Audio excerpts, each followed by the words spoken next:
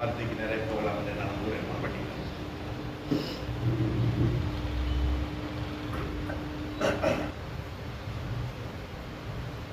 யோசனை வருவாங்க கான்சென்ட் பண்ணணும்னா தேவையா உயிரோடு இருக்கும் வரையும் கான்சென்ட் பண்ணி தான் ஒன்றும் பண்ண முடியாது. கடந்த 1ஆம் தேதி ஆண்டு நம்முடைய சபைக்கு கொடுத்தான வாக்கு தத்துவத்தை மறுபடியும் நம்ம கேட்க போகிறோம்.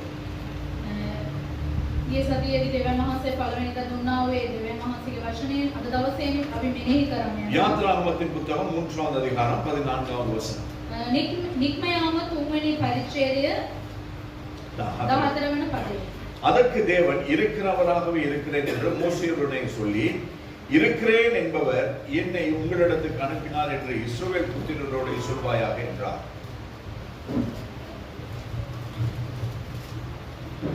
මේ කීමේ දේ අසන කල ස්වර්ගීය අස්ත බලයෙන් ස්වාමීන් වහන්සේ විසරේ එනම් වහල්කමෙන් ගෙයින් අප පිටතට ගෙනෙනසේක ගෙනියනසේක.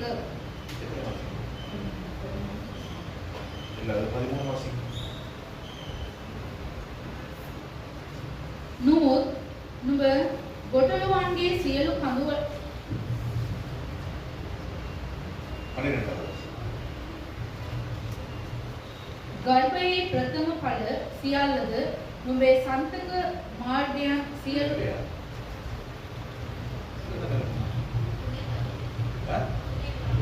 ධාතුනේ නෙමෙයි ළමයෝ මේ ධාතුව අමත් මොඩෙක් වගේ බලන් ඉන්න ධාතුව 3:14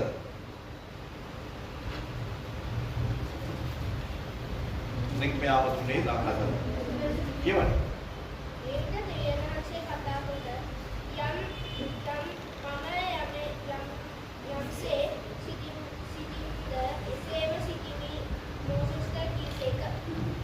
ஆண்டவர் சொல்லுகிறார், දෙවියන් වහන්සේ කියනවා இருக்கிறவராக இருக்கிறேன். මම සිටිනාක් මෙන්ම සිටිනවා. இருக்கிறேன் என்பவர் அனுப்பினார் என்று சொல். සිටියා වූ දෙවියන් වහන්සේ යවුවයි කියලා කියන්න. இருக்கிறேன் என்பவர். මම සිටිමි කියනා වූ දෙවියන් அப்ப වහන්සේ. ஆண்டவர் நேற்றும் இன்றும் சதா காலங்களுக்கும் அவர் இருக்கிறவர். දෙවියන් වහන්සේ ඊයෙන් අදත් එටත් ජීවමානව සිටිනා වූ දෙවියන් වහන්සේ. மனுஷர்கள் வருவார்கள் போவார்கள். මනුෂ්‍යයන් එනවා යනවා. மனுஷர்கள் பிறப்பார்கள் மரித்து போவார்கள். මනුෂ්‍යයන් ඉපදිනවා මැරී යනවා. இன்று இருப்பார்கள் நாளை இல்லாமல் போவார்கள். අද ඉන්නවා ඒ දවසේදී නැති වී යනවා. ஆனால் நம்மை ரட்சித்தவரும் இந்த உலகத்தை உண்டாக்கி அதை ஆள்கிறவருமாகிய தேவன் அவர் இருக்கிறவராக இருக்கிறார். අපිව ගැලෙව්වා වූ අපිව පාලනය කරන දෙවියන් වහන්සේ තවදුරටත් උන්වහන්සේ සිටිමින් இந்த සිටිනවා. 3வது அதிகாரத்தை நீங்கள் வாசித்து பாருங்கள். තුන්වෙනි පරිච්ඡේදය ඔයගොල්ලෝ කියවලා බලන්න. தேவன் மோசேயை சந்தித்து ஒரு வேலையை கொடுக்கிறதான ஒரு அதிகாரத்தை நாங்கள் இதிலே பார்க்க முடியும். දෙවියන් වහන්සේ මෝසස්ව අමු වෙලා කාර්යය දෙන්නා වූ මේ අදහසක් මේ ස්ථානයේදී බලනවා. மோசே 40 வருஷங்கள் எகிப்திலே பார்வோனுடைய பிள்ளையாக வளர்க்கப்படுகிறார். මෝසස් ඇවිල්ලා අවුරුදු 40ක් පාර්වෝන්ගේ පාලනයේදී එයා ජීවත් වෙනවා. 40வது வயதிலே அங்க ஒரு எகிப்தியனை கொன்றுவிட்டு அவன் ஓடி போகிறான். අවුරුදු 40ේදී මිස්රයේ මිනිසෙක්ව මරලා ඒ ස්ථානයේදී පලා යනවා. அதற்கு பின்பதாக எத்ரோ என்று சொல்லப்படுகிறதான அவனுடைய மாமாவோடு கூட அவனுடைய 40 ஆண்டுகளை அவன் கழிக்கிறான். ඒ එක්රෝ කියනවා ඒ මාමත් එක්ක එයා අවුරුදු 40 යාවිලා ගත அந்த කරනවා. 40 ஆண்டுகள் அவனோடு கூட இருந்து ஒரு நாளிலே இந்த குறிப்பிட்ட 80வது வயதிலே அவன் தன்னுடைய மாமனாருடைய ஆடுகளை மேய்த்துக் கொண்டு ஓரேப் என்கிறதான தேவனுடைய பர்வதத்திற்கு அவன் வருகிறான். ඒ අවුරුදු 80ේදී එයා ඇවිල්ලා පැටවුලන් ඇවිල්ලා පාලනය කරමින් යනවා. ඒ அந்த அப்படி அந்த வரும் பொழுது அவனோட தரிசனத்தை பார்க்கிறான், காட்சியை பார்க்கிறான். එයා එන විටදී ඒ දර්ශනයක් දකිනවා. அது இயற்கையாக கண்ணுக்கு முன்பதாக நடக்கிறதான ஒரு சம்பவம். එයාගේ ඇස් ඉදිරි පිට ස්වභාවයෙන් සිදුවෙනා වූ දෙයක්. இன்னைக்கு மழை எல்லாம் அடிச்சிட்டு போச்சு, வெள்ளம் வந்தது, வீடு சரிஞ்சது, யாராவது கண்ணுல பாத்தீங்களா? ගම්මතුරාව නිවාස වෙල පාවී ගියා. ඒක දැක්කද ඇස් වලින්? யாராவது பாத்தீங்களா? කවුරුද දැක්කද? யாரும் பார்க்கல. කවුරුද දැක්කේ නැහැ. யாரோ போட்டதை நாங்கள் ஒரு சோஷியல் மீடியாவில் பார்க்கிறோம். කවුරුත් දාපු එක අපි බලනවා. அது என்னது நியூஸ்ல பார்க்கிறோம். ප්‍රවෘත්ති වලින් බලනවා. அது எல்லாவற்றையும் தாண்டி AI போடுகிறதை பார்க்கிறோம். ඒකටත් වඩා AI දාන එක අපි බලනවා. அப்ப நம்முடைய கண்களால் பார்க்கவில்லை. අපගේ ඇස්වලින් අපි ඒක දැක්කේ නැහැ. ஆனால் ඒ නමුත් இந்த மோசே தத்ரூபமாக பார்க்கிறார். මෝසස් ඇවිල්ලා ඇස් ඉදිරිපිට ඒක බලනවා. ஒரு செடியானது எரிகிறது. ඒක පැලයක් ඇවිල්ලා ඒක ගිනි ගන්නවා. ஆனால் அந்த செடி கருகி போகவில்லை. ඒක ඇවිල්ලා ඒක අලුවි කියලා ගියේ නැහැ. அப்ப அந்த செடியை பார்க்கும்படியாய் மோசே கிட்ட சேர்க்கிறார். ඒ පැලේක දකින්න පිණිස මෝසස් ඒ ළඟට යනවා. அவன் கிட்ட சேருகிறதை அந்த எரிகிறதான செடியிலே இருந்து ஒரு தூதன் பார்க்கிறான். එයා ළඟට යන විට ඒක දූතයෙක් බලනවා. பழைய ஏற்பாட்டிலே தூதன் என்னும் பொழுது இயேசு கிறிஸ்துவை அதை அவர்கள் நிலைப்படுத்துகிறார்கள். පරණ කිව්සුමේදී දූතයන් කියන විට යේසුස් වහන්සේව ඒ ස්ථානයේ නම් කරනවා. அதற்கு பின்பதாக ඒකට පස්සේ இது என்னவோ என்று சொல்லி பார்ப்போம் என்று கிட்ட இன்னும் கிட்டி சேரும் பொழுது මොකක්ද කියලා ළඟට ගිහිල්ලා බලන විට அந்த எரிகிற முட்செடியிலே இருந்து தேவன் மோசேயை கூப்பிட்டார் என்று சொல்லி நாங்கள் 4வது வசனத்திலே பார்க்கிறோம். ඒ ගිනි ගන්නා වූ ඒ ස්ථානයේදී දෙවියන් වහන්සේ මෝසස්ට කතා කරයි කියලා අපි අතරවන පදයේදී බලනවා. 5வது வசனத்திலே அந்த நாங்கள் பார்க்கும் பொழுது පස්වන පදයේදී අපි බලන විට தேவன் சொல்லுகிறார் கால்களில் இருக்கிறதான பாதரட்சியை கழட்டி போடு, நீ நிற்கிற இடம் பரிசுத்த பூமி.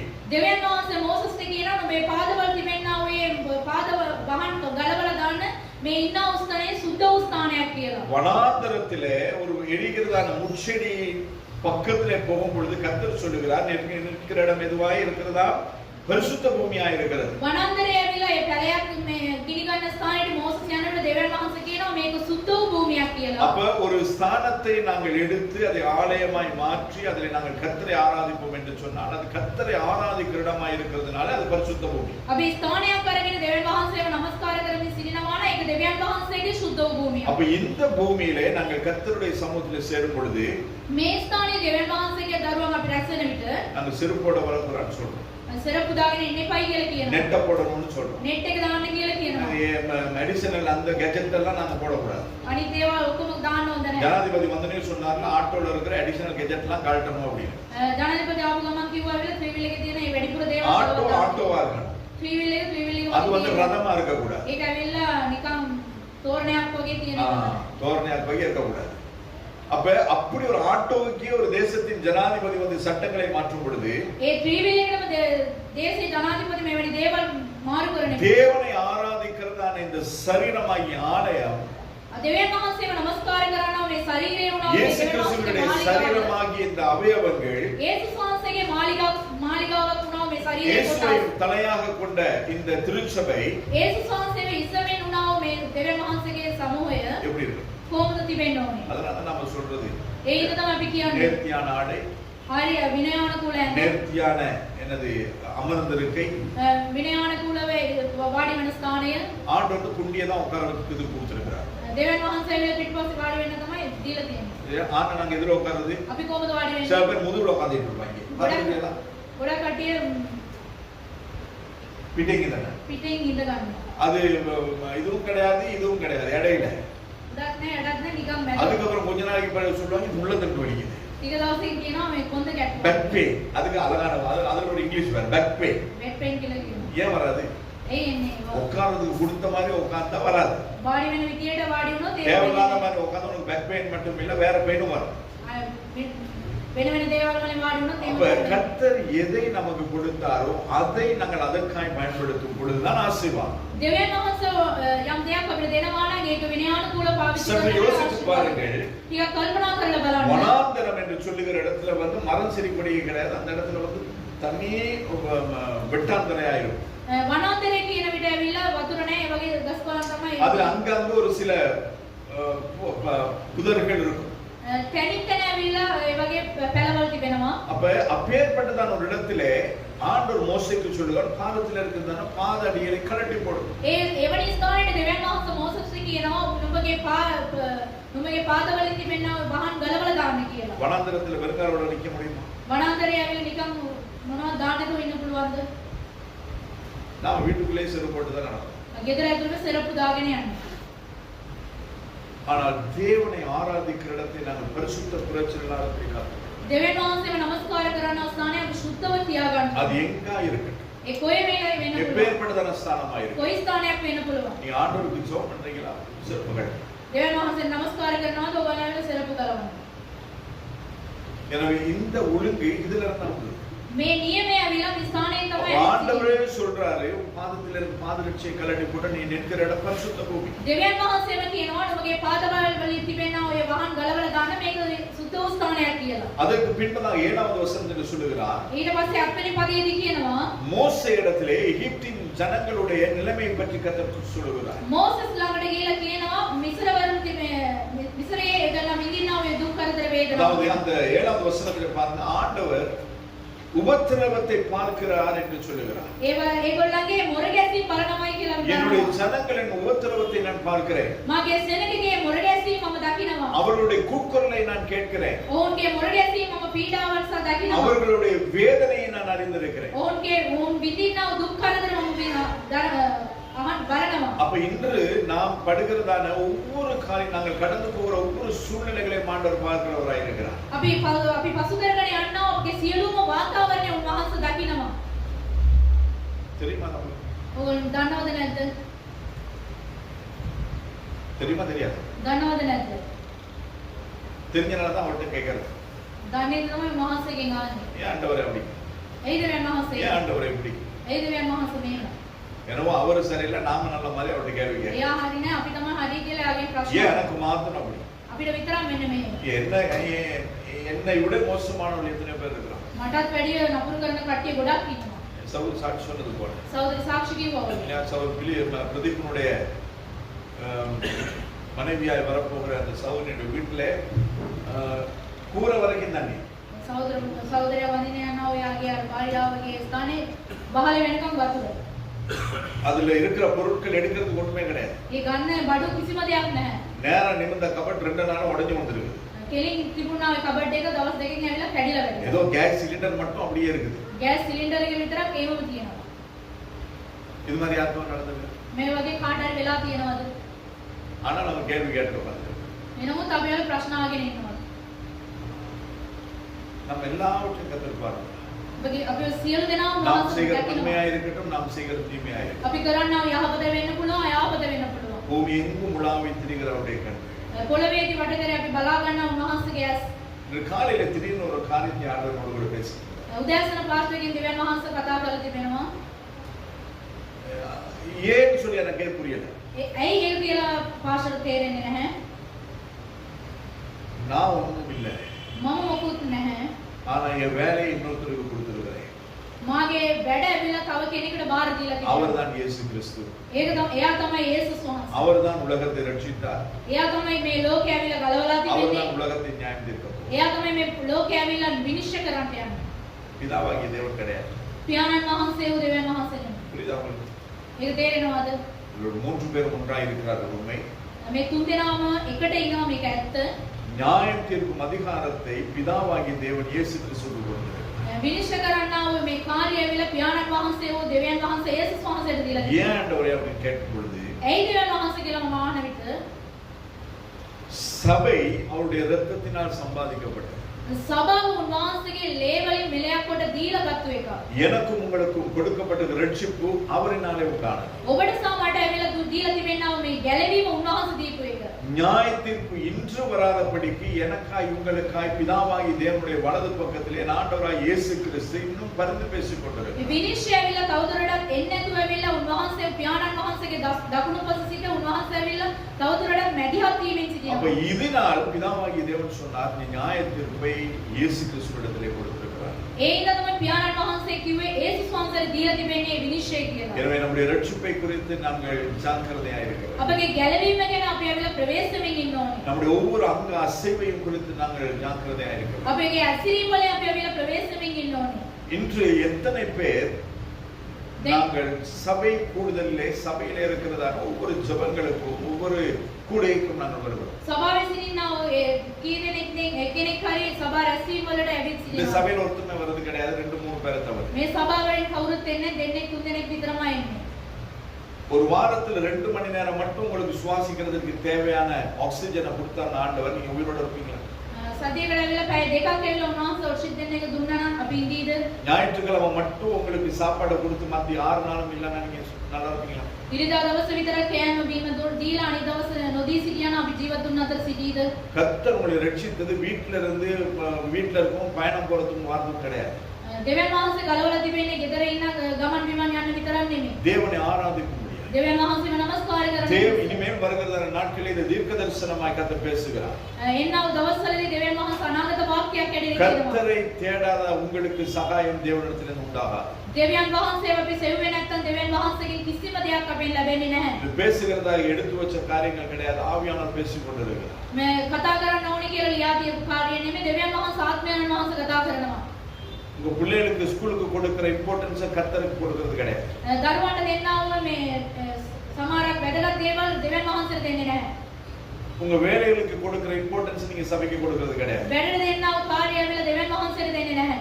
உங்களுடைய தனிப்பட்ட வாழ்க்கையின் விருப்ப வெறுப்புகளுக்கு கொடுக்கிறதான இம்பார்ட்டன்ஸ் ஆண்டவருக்கு கொடுக்கிறது கிடையாது. තමන්ගේ පෞද්ගලික ජීවිතයේදී කරන්නා වූ දේවල් දෙවියන් වහන්සේට අනිවාර්යයෙන් கேட்டா කරන්නේ பல ரீசன்ஸ் சொல்றது உண்டு. එව්වෙන් පස්සේ නොයෙකුත් දේවල් කියනවා. டைம் වෙලාව. டைமை பார்க்கிறதுக்கு உன்ன காலையில் எழுப்பலன்னு சொன்னா நீ என்ன பண்ண முடியும்? මේ වෙලාව බලන්න දෙවියන් වහන්සේ ඇල්වේ නැත්තම් මොනවද කරන්නේ? என்ன செய்யணும்? මොනවද කරන්නේ? அந்த நாள் உங்க பிள்ளைகளை யார் பார்த்துக்கிறது? ඒ දවස්වල දෙවියන් දරුවන් කවුද බලාගන්නේ? யோசிச்சு பாருங்க. කල්පනා කළා. இத்தனையாய் கிருபையாய் கர்த்தர் நம்மை ஜீவனோடு கூட வைத்திருக்கிறார். මෙච්චර කරුණාව දීලා උන්වහන්සේ අපිව තබා තිබෙනවා.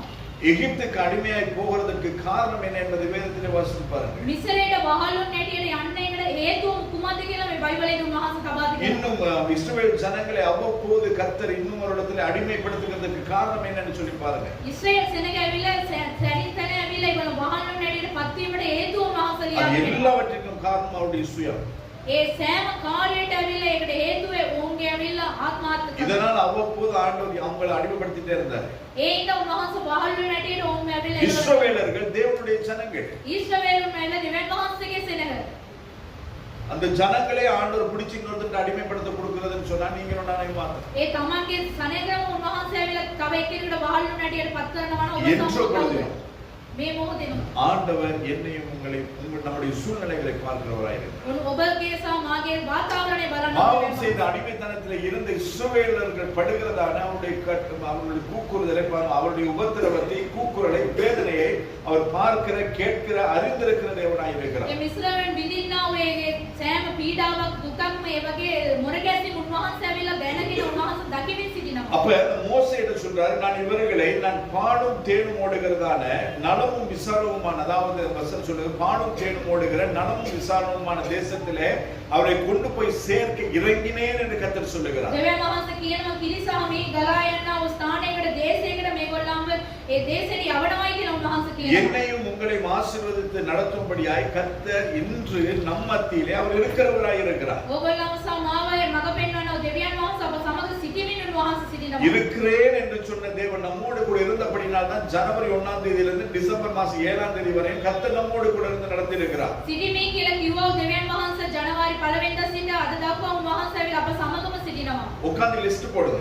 වාඩි වෙලා ලිස්ට් එකක් ஜனவரி மாசம் என் குடும்பத்தில் என்னென்ன அசம்பாவிதங்கள் நடந்தது, ජනවාරි මාසයේදී මොන මොනවද පීඩාවක් දුක් කරදර பிப்ரவரி மாசம் என்ன நடந்தது, පෙබරවාරි මාසෙ මොනවද மார்ச் மாசம் என்ன நடந்தது, මාර්තු මාසෙ මොනවද ஏப்ரல் என்ன நடந்தது, අප්‍රේල් මාසෙ ஏன் මොනවද நவம்பர் என்ன நடந்தது, නොවැම්බර් මොනවද ஏன் நேத்து என்ன நடந்தது, ඊ දවස්වේදී කුමක්ද எழுதி பாருங்க. அத்தனையிலும் கர்த்தர் நம்மை காத்திருக்கிறார். ලියලා බලන්නේ සෑම දේවල් වලින් උන්වහන්සේ අපව ආරක්ෂා කළා. அப்பாவை கூட்டிட்டு வாரேன்னு போன தம்பி, තාත්තාව එක්ක කරගෙන එන්නම් කියලා කිව්වා அதாவது මල්ලි என்னுடைய சித்தியினுடைய மகனுடைய மனைவியினுடைய சகோதரன் පාස්ටර්ගේ නෑ එක්කෙනෙක් நாவலப்பட்டியில போயிட்டு இருக்கிறாரு. නාවලපිටියේ ඉන්නවා. அவருடைய வெஹிக்கிள் மட்டும் இருக்கு, ஆளை காணல. එයාගේ වාහනේ විතරක් තියෙනවා. அப்பா යානේ சொல்லியிருக்காரு இல்ல இல்ல நான் எப்படியாவது வந்தா நீ வர வேணாம் அப்படின்னு. තාත්තා කියලා තියෙනවා කොහමරි එන්නම් එන්න එපායි කියලා. ஆள் போன இடம் தெரியல, வந்த இடம் தெரியல. ගිය තැනක් දන්නේ නැහැ, ආපු තැනක් දන්නේ නැහැ. கார் மட்டும் அப்படியே கிடக்கு. කාර් එක විතරක් තියෙනවා. நாங்களும் ரோட்ல போயிட்டு வந்துருக்கு. අපි කාරේ ගිහිල්ලා එනවා. கர்த்தர் நம்ம எவ்வளவு வாய்க்காங்க. දෙවියන් වහන්සේ කොච්චරද අපි ආරක්ෂා කරනවා. அப்ப கர்த்தர் நமக்கென்று ஒரு ஆசீர்வாதத்தை ஒரு தரிசனத்தை வாக்குத்தத்தத்தை கர்த்தர் வைத்திருக்கிறார். උන්වහන්සේ අපෝ දෙස ආශිර්වාදයක් දර්ශනයක් උන්වහන්සේ පොරොන්දු වචනයක් අපෝ දෙස තබා அப்ப அந்த இடத்துக்கு பாலும் தேனும் ஓடுகிற நலமும் விசாலமுமான தேசத்துக்கு நாம் கர்த்தரோடு கூட போய் சேர வேண்டுமானால் ඒ කිරිසා මේ පැණි ගලා යනා වූ දේශයේ ස්ථානයට අපි ගිහිල්ලා ඉවර වෙන්න ඕනේ නම් அந்த இடத்துல ஒரு 6 விதமான ஜனங்களை தேசங்களை நாங்கள் கடக்க வேண்டும்.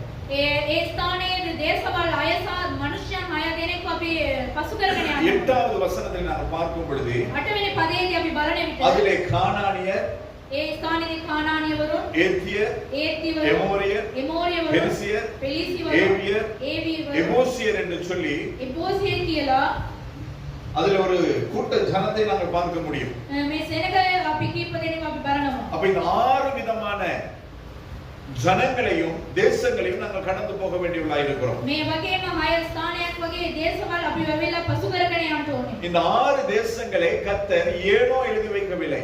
දෙවියන් වහන්සේ මේ දේශවල අයම නිකන් කත ලියලා 6 தேசங்கள் நாங்கள் கடந்து போக வேண்டியதான இந்த 6 ஸ்தானங்களிலும் 6 விதமான ஆவிக்குரிய அர்த்தங்கள் உண்டு.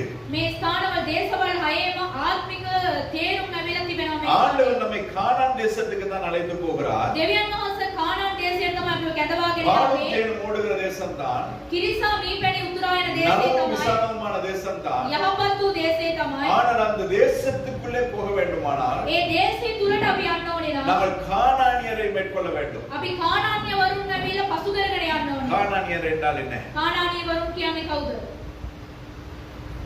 விக்கிரகம். එයාවිලා රූප නමස්කාරය. உங்க வாழ்க்கையில விக்கிரகம் අපගේ ජීවිතේ රූප නමස්කාරය තිබෙනවද? இருக்குதா இல்லையா? තිබෙනවද නැද්ද? வீட்டுல வச்ச சிலையில பத்தி நான் கேட்கிறேன்.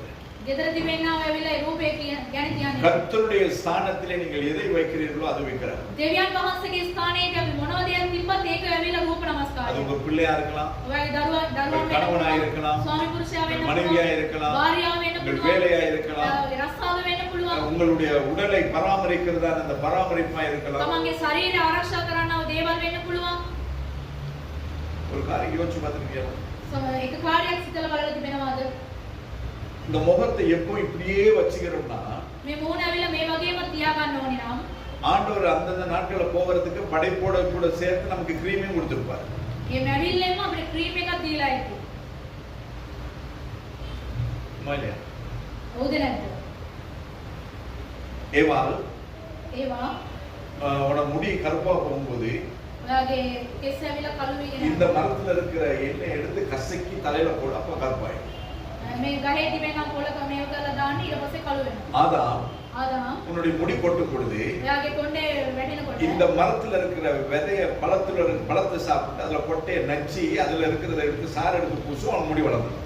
මේ ගහේ තියෙන ගෙඩිය කාලයක ඇටේ තියෙන උතුම් මේව කරන්න ඊට පස්සේ අරියනවා. அப்படி சொல்லியிருப்பாரா இல்லையா? එහෙම කියලා ඇතිද නැද්ද? யோசிப்பாரு பாருங்க.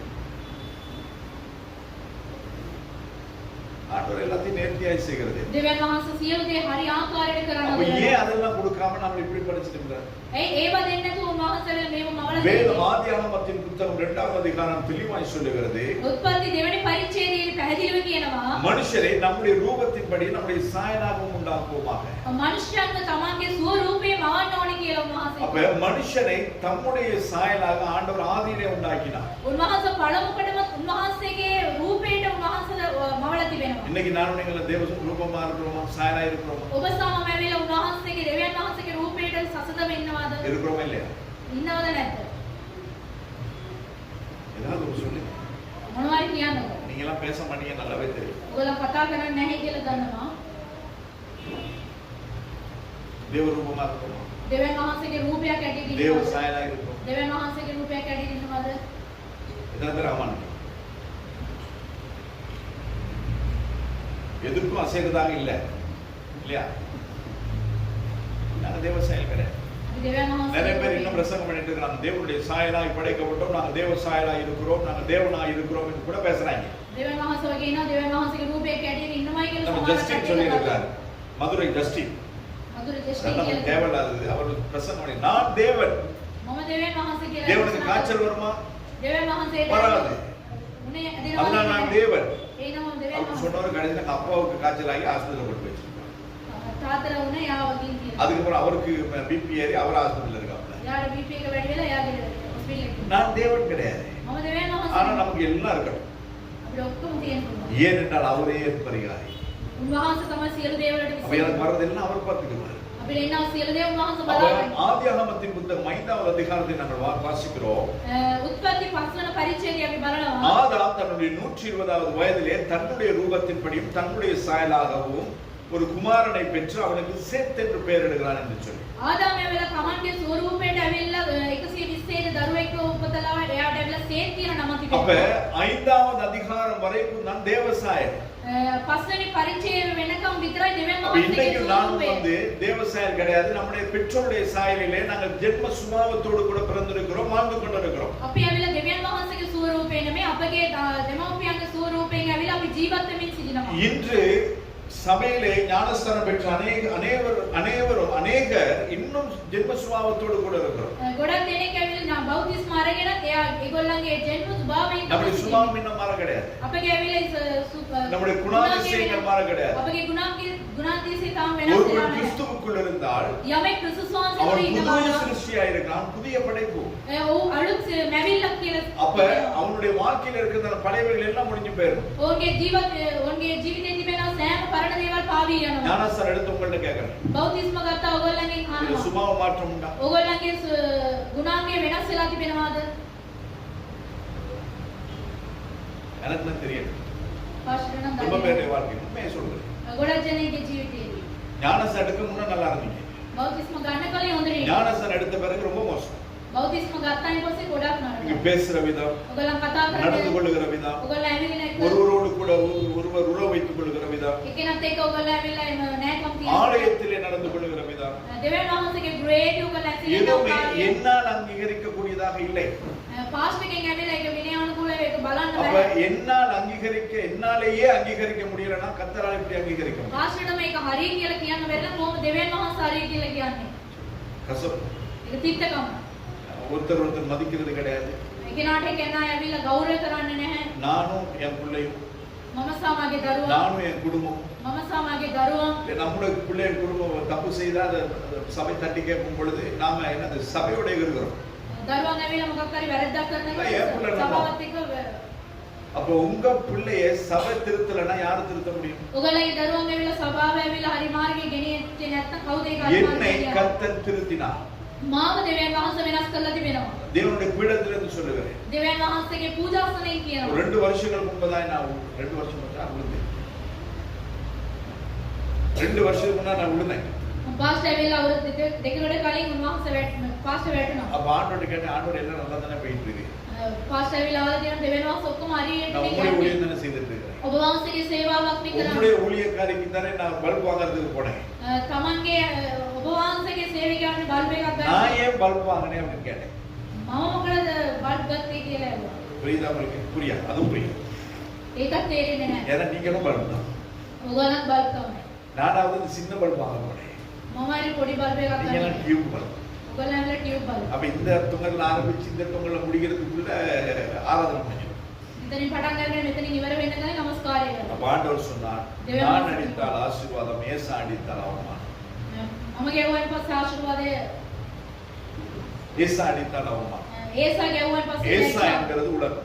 ඒසා කියන්නේ ලෝකෙ. அப்ப கர்த்தர் என்னை அடித்து என்னை உருவாக்கி இந்த நாளிலே அதை நின்று சொல்லும்படியாய் கர்த்தர் மாற்றியிருக்கிறார். දෙවියන් වහන්සේ ගාලා ඒ ස්ථානේ අරිගස්සලා මේ ස්ථානේ හිටවල ඒක කියවන පිරිස උන්වහන්සේ වෙනස් அப்ப කරලා තිබෙනවා. கர்த்தருக்கு நான் தேவைப்படுகிறதுனால் கர்த்தர் என்னை திருத்துகிறார். දෙවියන් වහන්සේට ඕනේ කියන එක දෙවියන් වහන්සේ ඇවිල්ලා වෙනස් කරනවා. ஆண்டவருடைய சிக்ஷையை நாங்கள் அற்பமா எண்ணக்கூடாது. දෙවියන් වහන්සේගේ කෝපය ඇවිල්ලා නිකරුණේ අපි පාවිච්චි பெற்றோருடைய කරන්නේ. சிக்ஷையை அற்பமா எண்ணக்கூடாது. දෙමව්පියන්ගේ කෝපය ඇවිල්ලා අපි ඇවිල්ලා சபை சிக்ஷைக்கும் பொழுது அற்பமா எண்ணக்கூடாது. සභාව එක කරන එක சபை என்கிறது கர்த்தருடைய மனவாட்டி. සභාව කියන්නේ දෙවියන් වහන්සේ කියන්නේ சபையில நம்மோடு கூட பேசுகிறது கர்த்தர் நமக்காய் அனுப்பி வைத்திருக்கிறார், நம்மோடு கூட வைத்திருக்கிறார் தேற்றரவானாகிய ஆவியானவர். සභාව කියලා තියෙන්නේ දෙවියන් වහන්සේගේ සැනසීලිදායකයන් වහන්සේ වූ ආත්මයන්. அப்ப நான் ஊழியமே செய்தாலும் සේවයක් කළත් என்னிடத்திலே கசப்பு, வைராக்கியம், கோபம், மேட்டிமை, பெருமை இதெல்லாம் இருந்துச்சுன்னு சொன்னா நான் தேவனை அங்கீகரிக்க மாட்டேன். මා තුළ ඇවිල්ලා තිත්තකම උඩඟුකම මෙවැනි දේවල් තිබෙනවා නම් දෙවියන් වහන්සේ ඇවිල්ලා අපිව පිළිගන්නේ නැහැ. சவுலை ராஜஸ்தானத்திலிருந்து ராஜ மேன்மையிலிருந்து கர்த்தர் தள்ளி போடுகிறது. அவன் விபச்சாரம் செய்யவில்லை. සවුල් ඇවිල්ලා වෛශ්‍යාකම් කරේනේ දෙවියන් වහන්සේගේ රාජ්‍යභාරයෙන් ඇවිල්ලා පල්ලයට දාන්න. அவன் செய்தது கீழ்ப்படியாமை. ඔව් කලේ ඇවිල්ලා ඔව් කීකරුනේ නැහැ. ஆண்டவர் சொன்னாரு அமலேக்கியரை அப்படியே கொன்று போடு, அந்த தேசத்தை இல்லாமாக்கிடு அப்படி. අමලේකෝ වරුන්ට මරලා දාන්නේ ඒ දේශය නැති කරලා දාන්නේ. ஆனால் அமலேக்கை மறிக்க ஒப்பு கொடுத்து அமலேக்கியருடைய ஆடு மாடுகளை கொண்டு வந்திருக்கிறார். අමලේකෝ වරුන්ව මරලා ඔවුන්ගේ බැටළුවා ඔවුන්ගේ සෑම දෙයක්ම අරන් ආවා. கழுதையை தேடி சென்ற சவுலை ராஜாவாக்க கர்த்தரால் முடியும் என்றால் ගොටළුවාව සොයාගෙන ගියා වූ එක්කෙනාව ඇවිල්ලා රජෙක් පැටියට වෙනස් කරන්න දෙවියන් වහන්සේට පුළුවන් නම් ராஜாவுக்கு ஆடு மாடு கொடுக்க மாட்டாராம். රජතුමාට ඇවිල්ලා එළුම බැටළුවන් දෙන්නේ නැද්ද? දෙනවා. ஆனால் அந்த அந்நிய தேசத்தில் இருக்கிற ஆடு மாடுகளை அவனிச்சிட்டார். අන්‍ය දේශවරුන්ගේ ඒ බැටළුවන් ඇවිල්ලා තෘෂ්ණාවට පත් වුණා. எடுத்துட்டு வந்தது மாத்திரம் கிடையாது. ඒක අරන් ආවා විතරක් නෙමෙයි. சாமுவேல் கோபத்தோட கூட வர ஆண்டவர் சொல்றான், போய் அவனை கெடுத்துட்டு இருக்கிறான், அவனை போய் பாரு அப்படின்னு. சாமுவேல் ඇවිල්ලා கோපයෙන් එනවා. அவன் வரும் பொழுது இவனை எதிர்கொண்டு வந்து சொல்றான், அமலேக்கியரை நாங்கள் மேற்கொண்டோம். එයා එන විටනේ මෙයා ගිහිල්ලා කියන අමලේකවරුන්ව අපි මරලා දැම්මා. அவன் கேக்குற சத்தம் என்னது? என்ன සද්දය මොකද්ද කියලා. அப்ப சவுல் சாமுவேலுக்கு பதில் சொல்லுகிறான். சவுல் சாமுவேல்ට උත්තර දෙනවා. உம்முடைய தேவனாகிய கர்த்தருக்கு பலி செலுத்தும்படியாக கொண்டு வந்தேன். ඔයාගේ දෙවියන් වහන්සේට පූජා කරන පිණිස එක්කර අරන් ආවා. யாருக்கு? කාටද? யாருக்கு? කාටද? யாருக்கு பலி செலுத்தும்படியாக? කාටද පූජා කරන පිණිස?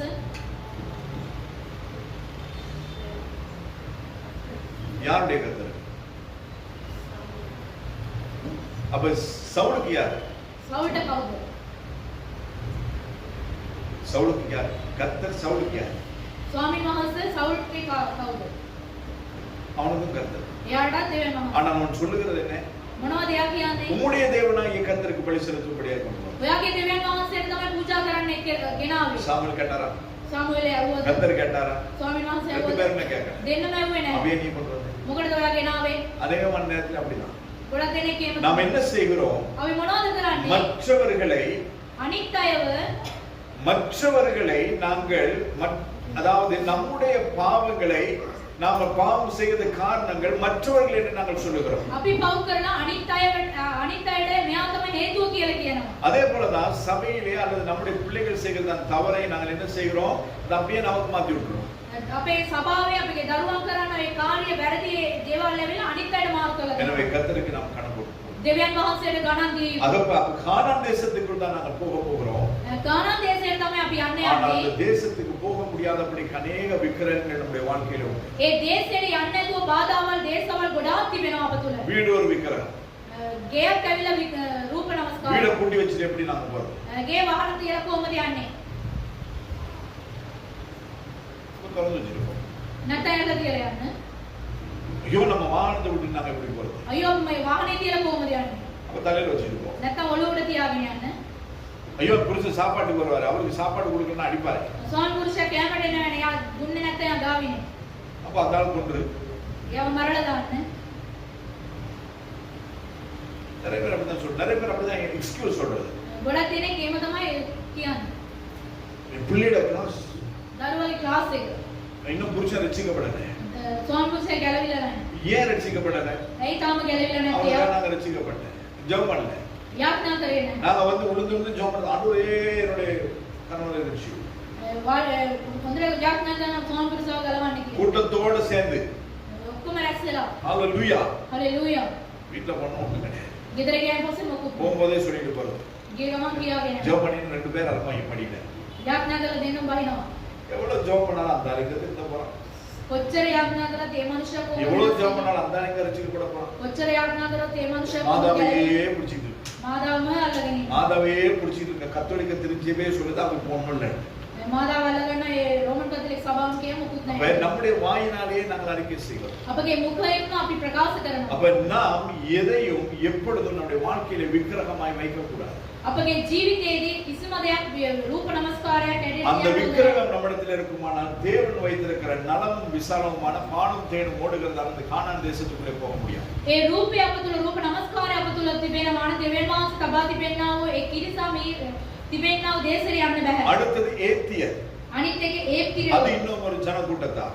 තව සෙනගක් ඒගොල්ලෝ. அவருடைய சுபாவம் என்னவென்றால் ඒගොල්ලන්ගේ ගුණාංගය කොහොමනම් எதிர்த்து நிற்கிறவர்கள், ඔවුන් ඇවිල්ලා ඒකට විරුද්ධව සිටිනවා.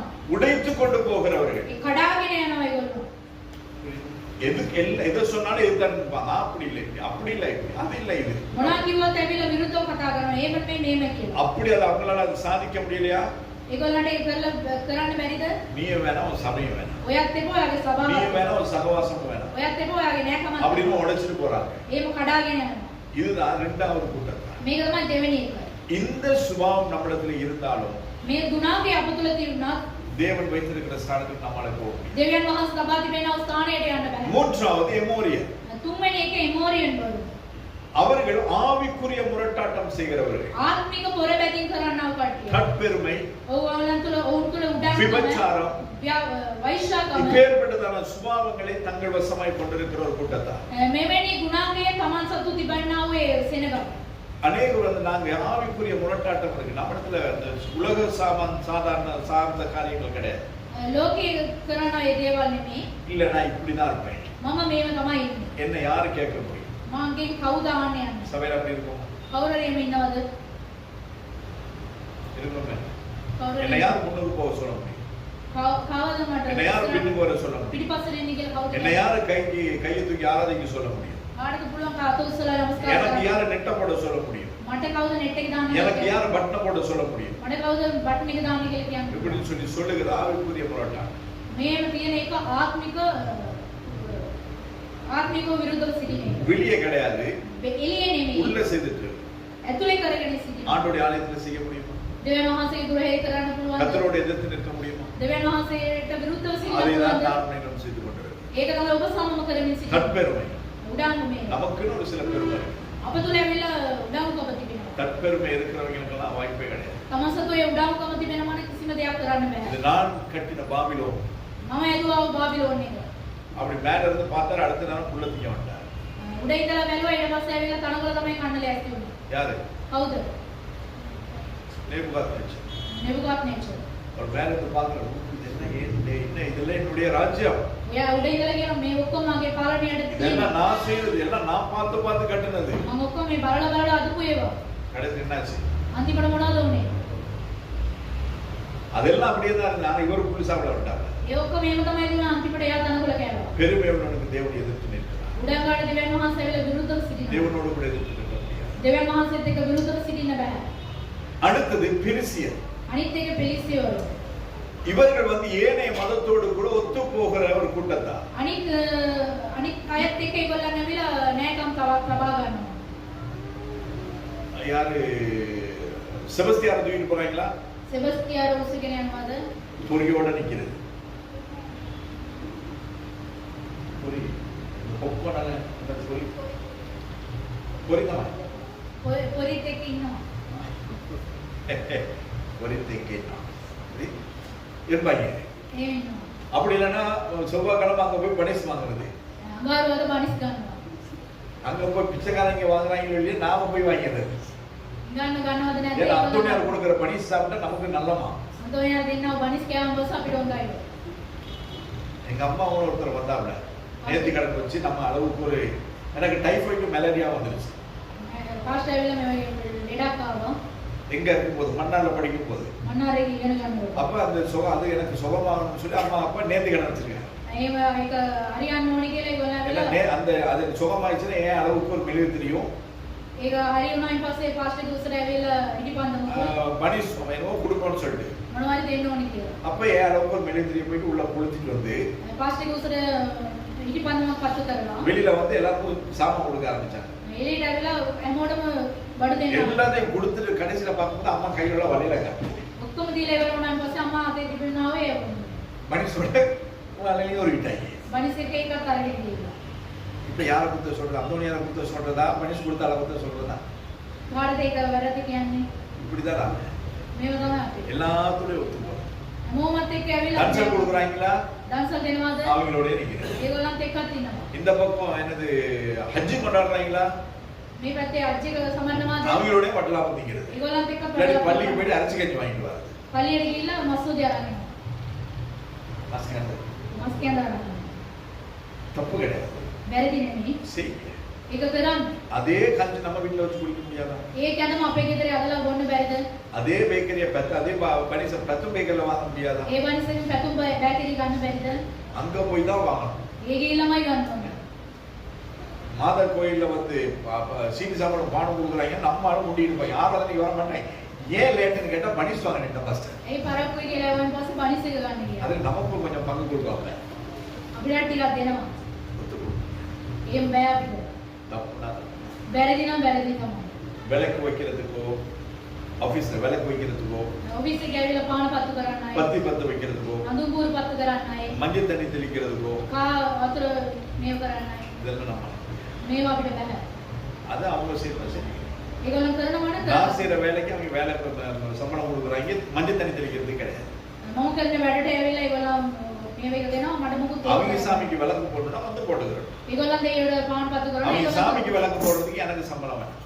ඔවුන්ගේ දෙවියන්ට පාන පත්තු කරන්න මට පඩි එපා. மற்றது கீழ்ப்படிக்கிறது கிடையாது. කීකරු වෙන්නේ නැහැ. இதெல்லாம் பெரிசியருடைய சுபாவம். පෙලිස්තවරුන්ගේ ගුණාංගය මේක. அதாவது ஆவிக்குரிய அர்த்தம் அதான் பெரிசியர் என்றால். පෙලිස්තවරුන් කියන්නේ ආත්මික තේරුම මේක තමයි. மற்றது உலகத்தோடு கூட அதிகமான நாட்டம். ලෝකයන්ට එක්ක ඇවිල්ලා ඒගොල්ලෝ එක්ස්ට්‍රා යනවා. ஆனா உலகத்தோடு கூட எல்லா காரியங்களையும் நாங்க பங்கு பெறுறது. ලෝකයන්ට එක්ක හැම දේවල් වලින් අපිත් ඇවිල්ලා ඒකට යනවා. ஏப்ரல் மாசத்துல என்னது அவருது குமாரி வைக்கிறதா? අප්‍රේල් මාසයේදී ඇවිල්ලා අවුරුදු කුමාරි තිබෙනවාද? அது சபையிலே வைக்கிறது. ඒක සභාවෙනුත් තියෙනවා. உலகத்தோடு ஒத்து போகும். ලෝකයන්ට එක්ක අපිට ஆண்டவர் ඒකට சொல்ற යන්න நாம் බෑ. வேறு பிரிக்கப்பட்ட ஜாதியா. දෙවියන් වහන්සේ කියනවා අපි ඇවිල්ලා වෙන් කරපු ජාතියක්. உலகத்தோடு கூட ஒத்து போக முடியாது. ලෝකයන්ට එක්ක අපිට ඇවිල්ලා ඒකට යන්න ஆபீஸ்ல බෑ. சரஸ்வதி பூஜை கொண்டாடுறீங்களா? ඔෆිස් එකේ සරස්වති ஆயுத பூஜை கொண்டாடுறீங்களா? ආයුධ පූජාව நாம කරනවාද? பூ வச்சுட்டு போய் நிக்கிறது. අපි මල් තියාගෙන இல்லாட்டி යනවා. வேட்டியை கட்டிட்டு போய் நிக்கிறது. වේස්ටි බැඳගෙන යනවා.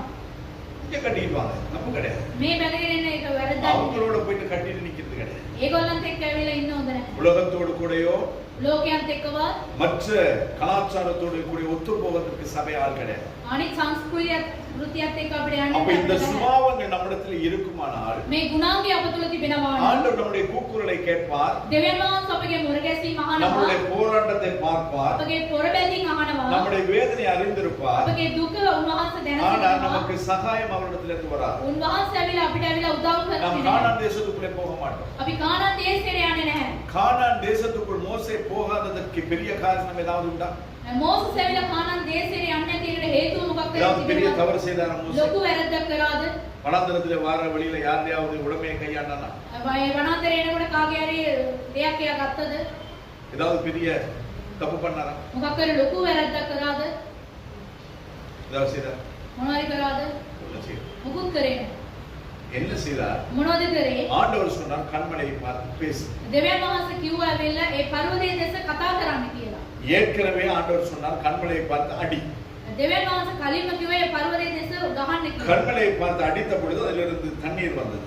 පර්වතයේ දෙස කතා ගැවුවෙන් පස්සේ එකකින් ඇවිල්ලා වතුර ආවා. அந்த இடத்தை விட்டு அப்படியே நகர்ந்து இன்னொரு ஸ்தானத்துக்கு வந்த பிறகு ඒ ස්ථානයෙන් ඇවිල්ලා තව ස්ථානයකට ගියන් அந்த පස්සේ இடத்திலே வைத்து ஆண்டவர் சொன்னார், கண்மலையை பார்த்து பேசு. ඒ ස්ථානයේ දෙවියන් වහන්සේ කිව්වා මේ පර්වතයේ දෙස බලලා කතා அந்த කරන්න இடத்துல කියලා. பேச வேண்டிய மோசே என்ன செய்தான்? அடித்தான்.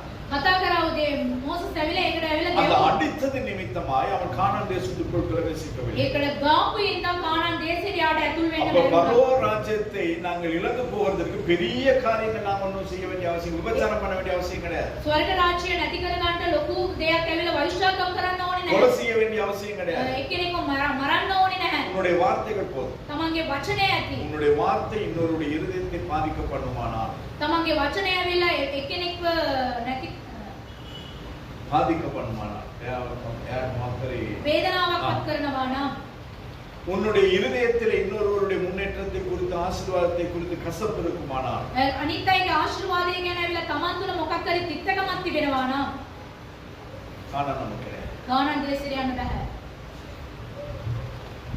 எனவே ஜாக்கிரதை. ප්‍රවේශමෙන් සිටින්න. அடுத்தது ஏவியர். අනිත් එක ඒ වීරවල. அவர்கள் என்ன எப்படி என்றால், ඒගොල්ලෝ කොහොමද? தகாத காரியங்களோடு கூட ஒத்து போகிறதான ஒரு தன்மை. ඕනෑති දේවල් වලින් ඒගොල්ලෝ ඇවිල්ලා ඒකට සසඳලා යනවා. அவர்கள் ஏமாற்றுகிறவர்கள். ඒගොල්ලෝ ඇවිල්ලා රවට්ටන අය. நமக்கு நல்ல முகத்தை காட்டிட்டு பின்னுக்கு வேற ஒரு காரியம் செய்யும். අපිට ඇවිල්ලා හොඳ මුහුණ පෙන්නලා පිටිපස්සේ මොනවා හරි කරනවා. ஏமாற்றுகிறதான சுபாவம். රවට්ටන ඒ ගුණාංගය. அடுத்தது இந்த தவறான காரியங்கள் செய்கிறதுக்கு யாராவது ஆலோசனை செய்வாங்கன்னா யூதாஸ் காரியத்தை தான் செய்தான். මේ වැරදි දේවල් කරන්න මොකක් හරි කරනවා ஒரு යුදස් தவறான கூட்டத்தோடு கூட சேர்ந்து அவன் சகவாசத்தை வைத்துக் கொண்டான். වැරදි කරන්න මේගොල්ලන්ට එක්ක රැස්ලා එයත් ඒක කරා. அதனால் பாவம் அறியாத இயேசு கிறிஸ்துவை காட்டி கொடுக்கிறதுக்கு அவன் அவர்களோடு கூட சேர்ந்து கொண்டான். පාපේ දන්නේ නැති යේසුස් වහන්සේව පාවා දෙන්නේ එයත් ඒ වගේ වැඩක් කරනවා. இந்த நாளிலே நம்முடைய பார்லிமெண்ட் அதுதான் நடக்குது. පාර්ලිමේන්තුවේ ඒක තමයි සිදු වෙන්නේ. இத்தனை காரியங்களை செய்கிற ஜனாதிபதிக்கு விரோதமாய் ஒரு கூட்டத்தார் செய்கிறார்கள். මෙවැනි දේවල් කරනවා ජනාධිපතිට විරුද්ධව அவர்களோடு கூட எதிர்க்கட்சியாளர் போய் சேர்ந்துக்கலாம். විරුද්ධ පක්ෂයට ඒගොල්ලෝ යනවා. நாம கிறிஸ்தவர்கள் சபையிலே தேவனை ஆராதிக்கிறவர்களுக்கு கட்சி கிடையாது. දෙවියන් වහන්සේ නමස්කාර කරන අපිට ඇවිල්ලා நம்மளுடைய வேதம் சொல்லுகிறது யார் வந்தாலும் தலைவர்களுக்காக ஜெபிக்க வேண்டியது மட்டும்தான் நம்ம வேலை. தேசிய லொக்கட்டியோட உதேசம் අපි යාඥා කරන එක அதை විතරයි விட வேற අපේ நமக்கு அவர்களுக்கு விரோதமாய் பேசுகிறதோ முரட்டாட்டம் பண்ணுவதோ கிடையாது. ඒගොල්ලන්ට විරුද්ධව කතා කරන එකයි මුර ගැසීම අපගේ වැඩ නෙමෙයි. அந்த மந்திரி வந்தா இந்த மந்திரி வந்தா அந்த யார் ஜிஎஸ் வந்தா இந்த ஜிஎஸ் வந்தா அடுத்து யார் நம்ம மேயர் வந்தார் யார் வந்தா நமக்கு பிரச்சனை கிடையாது. එයාව මෙයාව මොන කවුරු ආවත් අපිට ප්‍රශ්නයක් නැහැ. என்னை விசாரிக்கிறவர் கர்த்தர். අපිව සෝදිසි කළ බලන්නේ උන්වහන්සේ. அவர்களை ஏற்படுத்தி இருக்கிறது கர்த்தர். ඒගොල්ලෝ උන්වහන්සේ තමයි පත් කරලා තිබෙන්නේ. அவர்களுக்கு ஜெபிக்க வேண்டியது மட்டும்தான் சபையினுடைய உங்களுடைய என்னுடைய வேலை. ඔවුන් උදෙසා යාඥා කරන එක තමයි මාගේ සභාවේ அப்ப සභාවේ. தகாத காரியங்களோடு கூட ஒத்து போக கூடாது. ඕන නැති දේවල් වලින් ඇවිල්ලා සසඳලා යන්නේ හොඳ නැහැ. ஆறாவது ஜாதியினர் எபோசியர். හයවෙනි එක ඇවිල්ලා එබෝසිරවලු. அவர்களுடைய சுபாவம் அல்லது அவர்கள் அந்த எபோசியருடைய ஆவிக்குரிய அர்த்தம் என்ன என்று சொன்னால் ඔවුන්ගේ ගුණාංගය මොනවද නම් ஜாதி பார்க்கிறது. ಜಾති බලනවා. அவங்க நம்ம ஆளுங்களா ඒගොල්ලෝ අපේ කට්ටියද? இவங்க அவங்க நம்ம ஆளுங்களா ඒගොල්ලෝ අපේ කට්ටියද? கல்யாணத்துக்கு பார்ப்பாங்க විවාහයට බලනවා. இல்லைன்னா கொடுக்க மாட்டாங்க. නැත්තම් දෙන්නේ නැහැ. நம்முடைய சமுதாயம் ஏற்றுக்கொள்ளாது. අපගේ කාඩ් நம்ம உறவினர்கள் ஏற்றுக்கொள்ள மாட்டாங்க. අපගේ ණය කට්ටිය ඒගොල්ලෝ පිළිගන්නේ නැහැ. அப்ப நீ ரட்சிக்கப்பட்டிருக்கிற ගැලවිලා තිබෙනවා. ஆனால் இன்னும் ஜாதி பார்க்கிறேன்னு சொன்னா உன்னுடைய வாழ்க்கை இன்னும் மாறவில்லை. තවත් ඔයගොල්ලෝ ಜಾති බලනවා. ஆண்டவர் வந்து ரட்சிக்கும் பொழுது யூதர்க்காய் மாத்திரம் நான் ரட்சிக்கிறேன்னு சொல்லல, சாகரன்னு சொல்லல. දෙවියන් වහන්සේ ගලවනකොට දෙවියන් මැරෙනකොට උන්වහන්සේ කිව්වේ නෑ යුදවරුන්ට විතරයි මැරෙන්නේ. யாக்கோபினுடைய 12 கோத்திரங்களுக்காய் மரித்தார். யாக்கோப்ගේ 12 ගෝත්‍රයටත් එයා මැරුණා. அந்நிய ஜாதியாகிய உங்களுக்காய் எனக்காயும் சேர்த்து அவர் மரித்திருக்கிறார். අන්‍ය සෙනග වුණා ඔබ උදෙසා මා උදෙසා උන්වහන්සේ මැරිලා அப்ப තිබෙනවා. அவருடைய இரத்தத்தினால் கழுவப்பட்ட நான் உங்களை ஜாதி பார்க்க முடியாது. උන්වහන්සේගේ ලේ වලින් සෝදපුවා අපි ඇවිල්ලා ಜಾති බලන්න හොඳ නැහැ. படிச்சிருக்காங்களா? ඉගෙනීම ලැබලා තිබෙනවද? இன்னைக்கு படிச்ச முட்டாள்கள் எத்தனை பேர் இருக்கலாம்? ඉගෙනීම හොඳට ඉගෙනගෙනත් ඒගොල්ලෝ ඇවිල්ලා படிக்காதவர்கள் ඉගෙනීම ගත්තු නැති අය அவர்கள் இங்கிதம் தெரியும். ඒගොල්ලන්ට ඇවිල්ලා විනය எந்த இடத்துல எப்படி நடந்துக்கணும்னு தெரியும். කොයි ස්ථානෙද කොහොමද ඇසිරෙන්න ඕනේ කියලා ஆனா දන්නවා. படிச்சவங்களுக்கு தெரியாது. ඉගෙනගත්තු කට්ටියට දන්නේ නැහැ. ஊழியம் செய்யாதவர்களுக்கு இங்கிதம் தெரியும். සේවාව කරන්නේ නැති කට්ටියට ඇවිල්ලා විනය දන්නවා. ஊழியம் செய்பவங்களுக்கு கிடையாது. සේවාව කරන කට්ටියට දන්නේ නැහැ. பாத்தீங்கன்னு சொன்னா நம்முடைய சபைகள் அப்படி கிடையாது. අපේ සභාවල් වල එහෙම இன்னும் නැහැ. சில ஸ்தானங்களுக்கு போனீங்கன்னா ගොඩක් ස්ථානෙට ගියන් පස්සේ ஜனங்களை வேறுபடுத்தி பார்க்கிறார். සෙනග ඇවිල්ලා ඒගොල්ලෝ බෙන් කරලා බලනවා. என்னையும் உங்களையும் இயேசு கிறிஸ்து தன்னுடைய இரத்தத்தினால் மட்டும் நான் சம்பாதித்தாரே ஒழிய ஏற்றத்தாழ்வு நம்மிடத்தில் கிடையாது. ඔබව සමාව උන්වහන්සේගේ ලේ වලින් මිලයක් කොට ගත්තා. அப்ப இன்று இந்த சுபாவங்கள் நம்முடைய சபைகளில் இருக்கிறது. අපේ මේ ගුණාංගය ඇවිල්ලා අප තුලත් මේම් තිබෙනවා. இந்தியாவுக்கு போனீங்கன்னு சொன்னா நாடார் மாத்திரம் ஆராதிக்கிற சபைகள் உண்டு. ඉන්දියාවට ගියන් පස්සේ නාඩාර් කට්ටිය විතර නමස්කාර කරන நாடார் மட்டும்தான் ஊழிய ஸ்தானங்கள் கொடுப்பார்கள். නාඩාර් අයට විතරම ඒගොල්ලන්ට සේවාව තිබෙනවා. செய்ய முடியுமா? ඒක කරන්න පුළුවන්ද? அப்ப இப்பேற்பட்டதான சபைகளிலே லட்சங்கள் கோடிகள் இருந்தாலும் பரலோகத்துக்கு போக முடியுமா? මෙච්චරවල සභාවල ලක්ෂ ගාණක් කෝටි ගාණක් තිබුණා ஏனென்றால் கர்த்தருடைய வார்த்தை எல்லாருக்கும் ஒன்று. ස්වාමීන් වහන්සේගේ වචනය හැමෝටම அது එකයි. பேசுகிற எனக்கும் கேட்கிற உங்களுக்கும் அது ஒன்று போல் நியாயம் இருக்கும். කතා කරනවා මහාටද ඇසෙන්න ඕගොල්ලන්ටද ඒක ඇවිල්ලා විනිශ්චය එක ආකාරයි. அது அடுத்தது மனித பெருமை. මනුෂ්‍යයන්ගේ ඇවිල්ලා උඩඟුකම. மனிதனுக்கென்று சில பெருமைகள் உண்டு. මනුෂ්‍යයන්ටම කියලා උඩඟුකමක් තිබෙනවා. நாங்க கொஞ்சம் ஒரு ஸ்தானத்துல இருந்தோம்னு சொன்னா மத்தவங்கள பார்க்கலாம். අපි එක ස්ථානයකට ආවයින් පස්සේ අපි බලනවා මෙහෙම. எனக்கு வாகனம் இருக்கு, அவங்களுக்கு வாகனம் இல்லை. අපිට වාහනේ තියෙන ඒගොල්ලන්ට වාහනයක් නැහැ. நான் நல்ல Dress போட்டு செட் அடிச்சு வரேன், ஆனா அவங்களுக்கு கிடையாது. අපි හොඳට ඇඳගෙන සෙන්ට් එක ගාගෙන යනකොට அதனால ඒගොල්ලෝ அவங்கள தாழ்வா பார்க்கிறேன். ඒගොල්ලෝ මේ යටත් ඉතින් බලන්න. உனக்கு Dress தான் நல்லா இருக்குது, ඔයාට ඇවිල්ලා ඇඳුම තමයි හරියට ஆனா තියෙන්නේ. உள்ளுக்கு அழுக்கு. ඇතුළේ ඇවිල්ලා ஆனால் அவர்கள் உள்ளே அழகா இருக்கிறார், ඒගොල්ලෝ ඇතුළාන්තේ ඒගොල්ලෝ ලස්සන வெளியில වෙනවා. அசிங்கமா இருக்கிறார். එළිය ඇවිල්ලා ඒගොල්ලෝ ஆனால் கர்த்தர் அவர்களை தான். දෙවියන් වහන්සේ ඒගොල්ලෝම තමයි බලන්නේ. அதனால தான் ஆண்டவர் வேதத்திலே திக்கற்றவர்கள், விதவைகள், ஏழைகளை குறித்து கர்த்தர் பேசுகிறார். ඒ ඉඳ තමයි උන්වහන්සේ වෙල මේ තුන් දෙනාන් ගැන උන්වහන්සේ කතා කරන්නේ. ஐஸ்வர்யவான்கள் பரலோகத்துக்கு வர முடியாதுன்னு ஆண்டவர் திட்டமும் தெளிவாய் சொல்லி வச்சிருக்கார். පෝසත් අය වෙල ස්වර්ග රාජ්‍යයට යන්න බැහැයි කියලා උන්වහන්සේ ඉතා පැහැදිලිව அதாவது කියනවා. ஐஸ்வர்யம் தான் தங்களுக்கு எல்லாமே. පෝසත්කම තමයි තමන්ට සියලු දේම. கர்த்தர் கிடையாது. ස්වාමීන් වහන්සේ නෙමෙයි. அப்படின்னு இருக்கிறோம். එහෙම ඉන්න කට්ටිය. ஐஸ்வர்யத்தை கொடுத்தவர்கள். පෝසත්කම දුන්නේ උන්වහන්සේ. இன்றைய தினத்திலே நான் உங்களுக்கு அசோக் பேசுகிறேன். ඊයේ දවසේදී පාස්ටර් සාබ් බ්‍රදර් අශෝක් කතා කරගෙන நமக்கு ඉන්නවා. உண்டானது எல்லாம் கர்த்தரால் வந்தது. අපිට තිබෙනා සෑම දේ උන්වහන්සේ දුන්නා. வேற யாரும் நமக்கு கொடுக்கல. වෙන කවුරුත් දුන්නේ නැහැ. என்னிடத்துல இருக்கிறது எல்லாமே கர்த்தர் கொடுத்தார். මට තියෙනවා සෑම දේ උන්වහන්සේ කියලා තිබෙනවා. வேற யாரும் கொடுக்கல. වෙන කවුරුත් නෙමෙයි. உங்களை கொண்டு கர்த்தர் கொடுக்கிறார். ඔයගොල්ලෝ තබල උන්වහන්සේ කියලා තිබෙනවා. உங்களோடு கூட கர்த்தர் நான் கொடுக்க முடியாது பேசலன்னு நீங்க கொடுப்பீங்களா? ඔයගොල්ලන්ට ඒක කතා කරේ නැත්නම් ඔයගොල්ලෝ දෙන්නේ නැහැ. දෙන්නේ නැහැ. பேசியும் கொடுக்காதவங்க இருக்கு, அது வேற விஷயம். කතා කරලා දෙන්නේ නැති අය ගොඩක් ඉන්නවා. அதான் ஆண்டவர் சொன்னார், உன்னோட ரெண்டு இருந்தா ஒண்ணு கொடு. ඒක තමයි දෙවියන් වහන්සේ කිව්ව දෙකක් තියෙනවනේ එකක් දෙන්න. ஆனால் இந்த சுபாவம் உள்ளவர்கள், මේ ගුණාංගයේ තියෙන අය இந்த எபேசியர் இடத்துல இன்னும் ஒரு ஆவிக்குரிய தடைகள் ஏராளம் உண்டு. ආත්මික බාධාවල් ගොඩක් තිබෙනවා මේගොල්ලෝ. என்ன என்று சொன்னால், මොනවද නම් ஆவிக்குரிய காரியங்கள் எதை சொன்னாலும் அவர்கள் ஏற்றுக்கொள்ள மாட்டார்கள். ආත්මික දෙයක් මොනවා කිව්වත් ඒගොල්ලෝ ඒක පිළිගන්නේ නැහැ. இப்படி நம்முடைய சபையில இருக்கிறோம். මේව අපේ සභාවේ நாம் அப்படி ඉන්නවා. இருக்கிறோமா? අපි එහෙම ඉන්නවාද? உடனே பார்க்கிறது, எங்க இருக்கு, யாரு சொன்னது, எதுல சொல்லி இருக்குது, ஏன் இதை சொன்னாங்க அப்படின்னு நம்ம தேடுறது. කවුද කිව්වේ මොනවද කිව්වේ මොකද්ද එහෙම කියලා ඒක හොයනවා. ஆண்டவருடைய வேதம் சொல்லுகிறதா? දෙවියන් වහන්සේගේ වචනේ කියනවාද? அதை நாங்க அப்படியே பின்பற்ற வேண்டும். ඒක අපි හරි அது මාර්ගයේ மட்டும்தான் கர்த்தர் කරනවා. நமக்கு சொல்லி இருக்கிறாரே ஒழிய வேற ஒண்ணும் கிடையாது. මේක විතරයි උන්වහන්සේ කියලා තියෙන වෙන දේවල් නෙමෙයි. அப்ப ஆண்டவர் சொல்றார், இந்த தேசத்துக்கு நான் கூட்டிக் கொண்டு போக விரும்புகிறேன். මේ දේශයට ඔයගොල්ලෝ රැගෙන යන්න මම அப்ப அந்த ආසයි. தேசத்துக்கு அவர்கள் போகிறதுக்கு இப்பொழுது தகுதியாய் இருக்கிறார்கள்.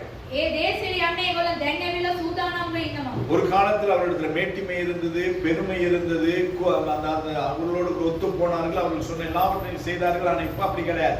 ඒගොල්ලෝ කලින් ඇවිල්ලා මේ වගේ උඩඟුකම තිත්තකම ඒගොල්ලෝ මගේ එකතුව இப்பொழுது என் සසඳා ஜனங்கள் என்னை நோக்கி பார்க்கிறார்கள். දැන් මාගේ සෙනඟ මාගේ දෙස බලනවා. இப்பொழுது அவருடைய கூக்குரல் என்னிடத்திலே வந்திருக்கிறது. දැන් ඒගොල්ලන්ගේ මොරගැසීම මා ළඟට ඇවිල්ලා තිබෙනවා. இப்பொழுது அவர்களை ரட்சிக்கும்படியாய், நான் என்னுடைய தேசத்துக்கு கொண்டு சேர்க்கும்படியாய் நான் இறங்கினேன் என்று கர்த்தர் சொல்லுகிறார். ඒගොල්ලන්ව දැන් ගලවලා මාගේ දේශයට ගෙනියන පිණිස මං බැස ආවයි කියලා උන්වහන්සේ කියනවා.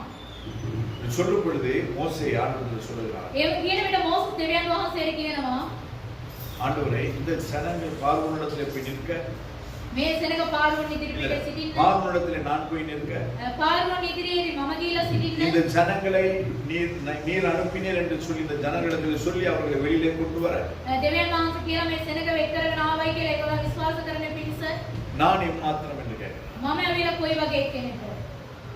சில நேரங்கள் நாமளும் அப்படி.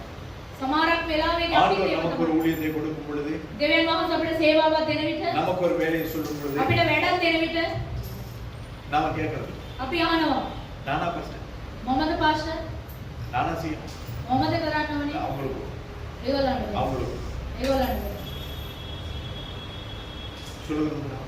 එහෙම කියනවද? இப்படிதான் மோசே. මේ වගේ තමයි මෝසස්. சிலர் சொல்லுவாங்க, ஆண்டவரே வந்து சொல்லணும். සමහරක් කට්ටිය කියන දෙවියන් වහන්සේම ඇවිල්ලා කියනවා. ஆண்டவர் எப்படி உன்னிட்ட வரணும், දෙවියන් වහන්සේ කොහොමද එන්නේ? அதுக்கு தகுதி நம்மளுக்கு உண்டா? ඒකට ඇවිල්ලා අපිට හැකියාව තිබෙනවද? தகுதி இருந்தால் கர்த்தர் வரலாம். හැකියාව තිබුණොත් උන්වහන්සේ. தகுதி இருக்க வேண்டுமானால் හැකියාව තිබෙන්න ඕනේ නම් இந்த ஊழியக்காரன் சொல்லுகிறதை கேட்டால் கர்த்தர் உன்னிடத்துல வந்து பேசுவார். සේවකයා කියන එක අහනවා නම් උන්වහන්සේ කතා කරනවා. இல்லைன்னா எப்படி பேசுவார்? නැත්තම් කොහොමද කතා කරන්නේ? நான் ரட்சிக்கப்பட்ட பல வருஷம் ගැලවීම ලැබලා අවුරුදු ගාණක් நான் அநேக ஊழியர்களோடு கூட இருந்திருக்கிறேன். බොහෝ සේවකයන් එක්ක පාස්ටර් அநேக ஊழியரிடத்திலிருந்து கற்றிருக்கிறேன். බොහෝ සේවකයන්ගේ පාස්ටර් அவர்கள் சொன்ன அநேக காரியங்களை என்னுடைய மனதில் நான் பதித்து வைத்திருந்தேன். ඒගොල්ලෝ කිව්වා ගොඩක් දේවල් ඇවිල්ලා සිතේ තබාගෙන அதனால் இன்று நான் கர்த்தருடைய ஊழியக்காரன் நினைக்கிறேன். ඒ හින්දා දෙවියන් වහන්සේගේ සේවකයෙක් எனக்கு විදිහට தெரியும் அப்படி පාලකතුමා இன்னைக்கு ඉන්නවා. வரை நான் இருந்தது கிடையாது. எனக்கு தெரியும் இன்னைக்கு வரை நான் இருந்தது கிடையாது. මට පුළුවන් කියලා එහෙම කවදාවත් මම හිතියේ නැහැ. இப்பயும் யாராவது ஒரு ஊழியக்காரன் ஏதாவது சொன்னார் ஏற்றுக்கொள்ளக்கூடியதா இருந்தால் நான் ஏற்றுக்கொள்வேன். කවුරුහරි සේවකයෙක් කියනවනේ ඒක දෙවියන් වහන්සේගේ වචනයට හරි නම් ඒක මම පිළිගන්නවා. ஊழியக்காரன் கிடையாது, சின்ன பிள்ளைகள் சொன்னா நான் கேட்டேன். සේවකයන් නෙමෙයි කුඩා දරුවන් කිව්වොත් පිළිගන්නවා. ஏன்னு சொன்னால் கர்த்தர் அவர்கள் மூலமாய் பேசுவார். දෙවියන් වහන්සේ ඒගොල්ලන්ත් එක්ක හරි කතා කරන්නේ. பாடகர்களை கொண்டு பேசுவேன் என்று கர்த்தர் சொல்லியிருக்கிறார். බිලින්තන් කබල කතා කරනවා කියලා උන්වහන්සේ කියලා மே කියනවා. பிள்ளைகள் சில நேரம் சொல்லுகிறத நான் கேட்டுக்கொள்கிறேன். දරුවන් කියන එක පාලකතුමා ගොඩක් දේවල් අහලා තියෙනවා. வேணா நீங்க போய் பிள்ளைகிட்ட கேட்கலாம். ඔයගොල්ලෝ ඇවිල්ලා ඒගොල්ලන්ගේ අහන්න පුළුවන්. சொன்னது கேட்டிருக்கிறேன். පාස්ටර් ඔයගොල්ලෝ කියපු එක අහලා තියෙනවද කියලා. நேற்று நானும் கிருவும் கூட ஆபீஸ்ல இருந்து கொஞ்சம் காரியங்கள் பேசிட்டோம். කිරුසා පාස්ටර් ඇවිල්ලා ඔෆිස් එකෙන් කතා කරලා තිබෙනවා. அவர் பிரியா එයා ලොකු එක්කෙනෙක්ද? அவர் இவ்வளவு பெரிய தக்காளி மாதிரி இருக்காரு. நான் அவர் சொன்னது சில காரியங்களை நான் கேட்டுக்கொண்டேன். එයා කිව්වා සමහර දේවල් ඇවිල්ලා පාලකතුමා அதாவது ஏன் கேட்டுக்கொண்டிருந்தேன், ඇයි ආගෙන ඉන්නේ? அவர் பேசுகிற காரியங்கள் ஒரு ஞானம் நிறைந்த ஒரு முதிர்ந்த ஒரு மனுஷன் பேசுகிறது போல இருந்தது. එයා කතා කරපු දේවල් ඇවිල්ලා ලොකු එක්කෙනෙක් කතා කරපු වගේම තිබුණා. சில நேரம் பெற்றோராகி நம்ம பிள்ளைகள் சொல்றது கேட்கறது கிடையாது. දෙමෝපියා වුණා අපි ඇවිල්ලා දරුවන් කියන එක අහන්නේ නැහැ. பிள்ளைகள் மூலமாய் கர்த்தர் பேசும். දරුවන්ව තියලා උන්වහන්සේ කතා කරනවා. பிள்ளையாரோட கூட கழுதையை கொண்டு பேச முடியும்னு சொன்னா ஏன் நம்ம பிள்ளைகளோட கூட பேசணும்? පිළයන්ට ඇවිල්ලා බූරුව තියලා කතා කරන්න පුළුවන් ඒ අපිට බැහැ. அதே நேரத்துல பிள்ளைகள் சொல்லுகிற எல்லாவற்றையும் கூட நாங்க கேட்கக்கூடாது. දරුවන් කියන හැම දෙයක්ම අහන්න හොඳ නැහැ. ஏன்னா அவங்க சொல்றது சரியா தப்பா அவங்க வாசிக்கு பேசுவாங்க. ඒගොල්ලන්ගේ ලාභයටත් ඒගොල්ලන් කතා කරනවා. அதையும் நாம பார்த்துக்கலாம். ඒකත් අපි බලන්න. அது இந்த ஆவிக்குரிய வட்டத்துக்கு வெளியில. ඒක ආත්මික තලයට පිටත. அப்ப அவங்களுக்கு ஏதாவது இருந்தாங்கன்னா யாரையாவது போத்து விட்டுட்டு அவங்க பாட்டு போயிட்டே இருப்பாங்க. நாங்க இங்க போத்துக்கிட்டு சிக்கல்ல இருக்க வேண்டியது அவங்க பாட்டுக்கு அவங்க வேலையை பார்த்துட்டு போயிடுவாங்க. ඒගොල්ලන්ගේ වැඩක් ඒගොල්ලන් කරගෙන යන්න මොකක් කරේ அதனால அதையும் நாம ஞானமாய் பெற்றோராகிய வளர்ந்தவர்கள் கையாள வேண்டும். අපි ඇවිල්ලා ඥාණයෙන් ඇවිල්ලා දෙමෝපියා වුණාව අපි අර මාර්ගයෙන් කරන්න. அப்ப ஆண்டவர் மோசேக்கு சொல்லுகிறார், දෙවියන් වහන්සේ මෝසස්ට உன்னை කියනවා அனுப்புகிறது நான். නුඹ යවන්නේ මම. அப்ப நான் உன்னோடு கூட இருப்பேன். 12வது வசனத்தில் சொல்லுகிறார், 12 වෙනි පදයේදී කියනවා. அவர்களை நீ அழைத்து வந்த பின்பு ඔවුන්ව කැඳවාගෙන ආවයින් இந்த පස්සේ மலையிலே நீ என்னை மறுபடியுமா என்னை நீ ஆராதிப்பாய். මේ කන්දේදීම ආයිවත් නුඹ මාව නමස්කාර කරයි. உன்னை அனுப்பினதற்கு இதுதான் சாட்சி, இதுதான் ஆதாரம் என்று கர்த்தர் சொல்லுகிறார். නුඹව යවපේකට මේක තමයි සාක්ෂිය කියලා උන්වහන්සේ කිව්වා. அப்பதான் மோசே கேட்கிற, ஆண்டவரே இதெல்லாம் நான் போய் சொல்லுகிறதுக்கு நான் உம்முடைய பேர் என்ன? මම මේ සියලු දේවල් කියන්න නුඹ උන්වහන්සේගේ නම කුමක්ද? அந்த லட்சக்கணக்கான ஜனங்களை நான் அழைத்து வருகிறதற்கு அவர்கள் என்னை யார் அனுப்பினார்கள் என்று கேட்டால் நான் எதை சொல்லட்டும்? ඒ ලක්ෂ ගාණක් සෙනග ඇවිල්ලා කැඳවාගෙන යන්න කවුද උඹ ඇව්වේ කියලා කිව්වන් පස්සේ මම උන්වහන්සේගේ නම මොනවද කියන්නේ? அப்பதான் ஆண்டவர் சொல்ல, இருக்கிறவராகவே இருக்கிறேன் என்றவர் அனுப்பினார் என்று சொல்றார். ඒකට තමයි දෙවියන් වහන්සේ කිව්වේ සිටිමි කිව්වා දෙවියන් වහන්සේ යවුවයි කියලා. அவர் இருக்கிறேன் என்று சொன்னவர் இந்த வருஷம் முழுவதுமாய் நம்மோடு கூட இருந்திருக்கிறார். මේ සිටිමි කිව්වා දෙවියන් වහන්සේ මේ අවුරුද්ද මුලින්ම උන්වහන්සේ සිටියා. மிகுதியான நாட்களும் நம்மோடு கூட இருப்பார். එන්නව දවස්වලදී උන්වහන්සේ සිටියේ. கர்த்தருக்கு சித்தமானால் அவருடைய வருகை பரியந்தம் நம்மோடு கூட இருப்பார். උන්වහන්සේගේ කැමති නම් උන්වහන්සේගේ ඊමතෙක් උන්වහන්සේ අපි நாம் அவரோடு கூட இருந்தார். අපි උන්වහන්සේත් එක්ක සිටියෝ. அப்படி இல்லைன்னா நாங்கள் பேரளவிலே மாத்திரம் நாங்கள் கிறிஸ்தவர்கள் ரட்சிக்கப்பட்டவர்கள் தேவனை ஆராதிக்கிறவர்கள் என்பதுதான் அர்த்தம். නම වශයෙන් ඇවිල්ලා දෙවියන් වහන්සේ තුල ඉන්නවයි කියන එක තමයි විතරමයි අර්ථය. புரியுதா? තේරෙනවද ඔයගොල්ලන්ට? அதே நேரத்தில் ஆண்டவர் தான் யார் என்பதை ஆபிரகாமுக்கு இந்த மோசேக்கு 3 முறை அவர் தன்னை காண்பிக்கிறார். දෙවියන් වහන්සේ ඇවිල්ලා මෝසස්ට ඇවිල්ලා තමන් කවුද කියලා තුන් වතාවක් நான் කියනවා. ஆபிரகாமின், ஈசாக்கின், யாக்கோபின் தேவன் என்பதை அவர் காண்பிக்கிறார். ආබ්‍රහාම් ඊසාක් යාකෝබ්ගේ දෙවියන් වහන්සේ කියලා උන්වහන්සේ පෙන්වනවා. 6வது 15 16வது வசனங்களில் அதை நாங்கள் பார்க்க முடியும்.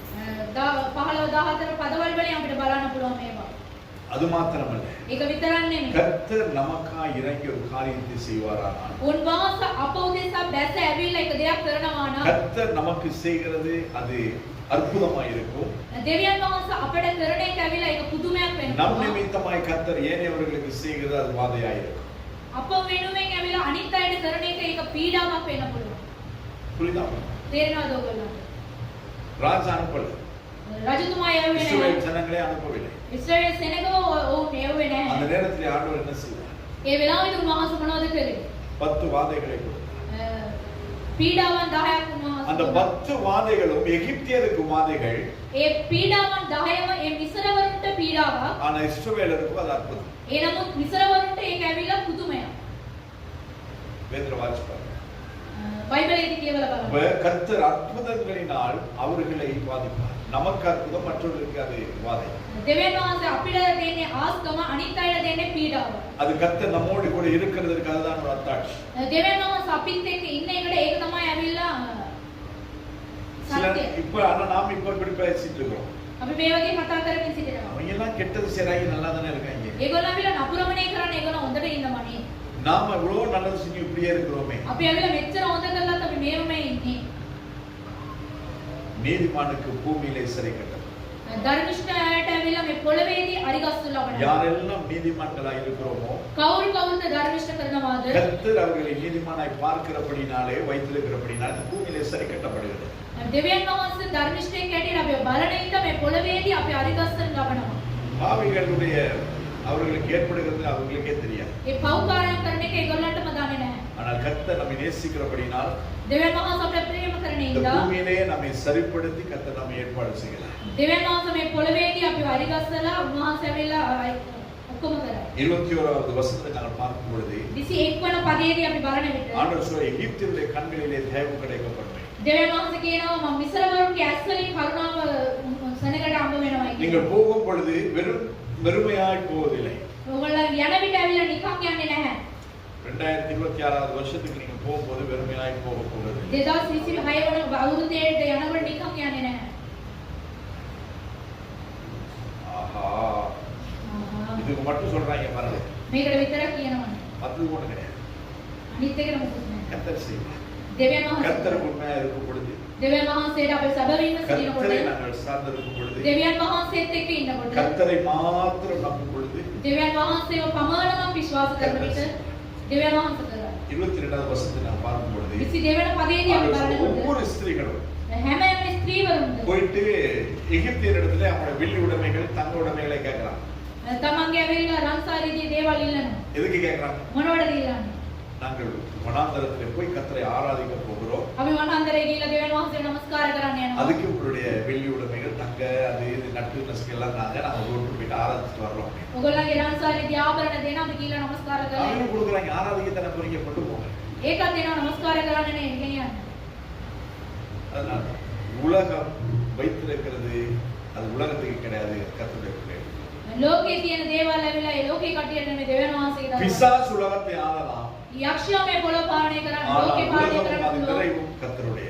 මේ ලෝකයේ සහ මේකේ සම්පූර්ණත්වයේ දෙවියන් நாங்கள் වහන්සේ. கர்த்தரை சார்ந்திருக்கும் பொழுது අපි දෙවියන් වහන්සේත් එක්ක සිටින கர்த்தரை විට நம்பும் பொழுது දෙවියන් වහන්සේ විශ්වාස அவர் කරන என்னோடு විට கூட இருக்கிறார். දෙවියන් වහන්සේ මාත් එක්ක அவர் ඉන්නවා. எனக்காய் வழக்காடுவார். උන්වහන්සේ මාව උදෙසා அவர் උන්වහන්සේ எனக்காய் யுத்தம் பண்ணுவார். උන්වහන්සේ මාව උදෙසා යුද அவர் කරනවා. எனக்காய் யாம் செய்து முடிப்பார் උන්වහන්සේ මාව උදෙසා සියලු දේ என்று කරන්න சொல்லி ඉන්න நான் அவரை කරා. மாத்திரம் சார்ந்திருக்கும் பொழுது එහෙම කියලා අපි උන්වහන්සේ දෙස බලා සිටින විට அவங்களாம் கொடுப்பார். ඒගොල්ලන්ම දෙනවා. வீட்டில் உள்ள பொருள் எல்லாம் போயிடுச்சா? ගෙදර සිටින සියලු දේ ගිහිල්ලාද? இந்த 50 லட்சம் මෙන්න මේක තියාගන්න. உங்களோட வீடு நிலம் எல்லாம் போயிடுச்சா? ඔයාලා ගෙවල් සියලු දේ ඔක්කොම இந்த ගිහිල්ලාද? 1 கோடி வச்சு මේ කෝටියක් තියාගන්න. நானும் போய் கேட்கறதுக்கு இருக்கேன். මම කියලා නැහැ. என் நிலமுக இல்லாம போயிடுச்சு. මගේ ඉඩක් வீடு නැහැ. எல்லாம் போயிடுச்சு. ගියත් නැති වෙලා. அவன் கேட்பான் எங்கன்னு? කොහෙද කියලා. அது எங்கனே தெரியாது. எனக்கு இருந்தனால எங்கனே தெரியாது. මට அதனால තිබිච්ච எங்கேயாவது ஒரு இடத்த கொடுங்க. ඔය ස්ථානයක් දෙන්න. இதெல்லாம் கர்த்தர் செய்கிற காரியம். මේවා දෙවියන් වහන්සේ කරනව දේවල්. அதாவது இதுல எத்தனை கிறிஸ்தவ பிள்ளைகள் இருக்கு, தேவனுடைய பிள்ளைகள் இருக்கு. මේ දේවල් වලින් දෙවියන් වහන්සේගේ දරුවෝ කී දෙනෙක් ඉන්නවද? எத்தனை பேர் நீதியாய் சம்பாதித்திருப்பார். කී දෙනෙක් ඇවිල්ලා ධර්මිෂ්ඨකම හම්බ කරලා ඇතිද? அவர்களை கர்த்தர் ஆசீர்வதிப்பார். ඒගොල්ලෝ උන්වහන්සේ ආශිර්වාද කරා. எகிப்தை கொண்டு ஆசீர்வதிப்பார். මිසරවරුන් තබලා උන්වහන්සේ ආශිර්වාද කරා. இதெல்லாம் நடக்கும்னு யாருக்கும் தெரியாது. මේව සිදුවේ කියලා இந்த කාටවත් செய்தி දන්නේ නැහැ. யார் ஆயத்தப்படுத்தும் பொழுது கூட தெரியாது. මේ දේශනාව ஆனா இந்த ආශිර්වාද வசனம் என்ன කරලා சொல்லுது? இது 1ஆம் தேதி பேசின வாக்குதான். මේක ඇවිල්ලා පළවෙනිද කතා කරවද? ஜனாதிபதி பேசின 5ஆம் தேதி. ජනාධිපතිතුමා කතා කරේ පස්සේ. நான் உங்களுக்கு சொல்லுகிறது மறுபடியும் 7ஆம் தேதி. මම පාස්ටර් කියනවා 7 වෙනිදා. அப்ப இதெல்லாம் என்னது யாத்ராகமத்தின் புத்தகம் 3வது அதிகாரத்துல தான் இருக்குது.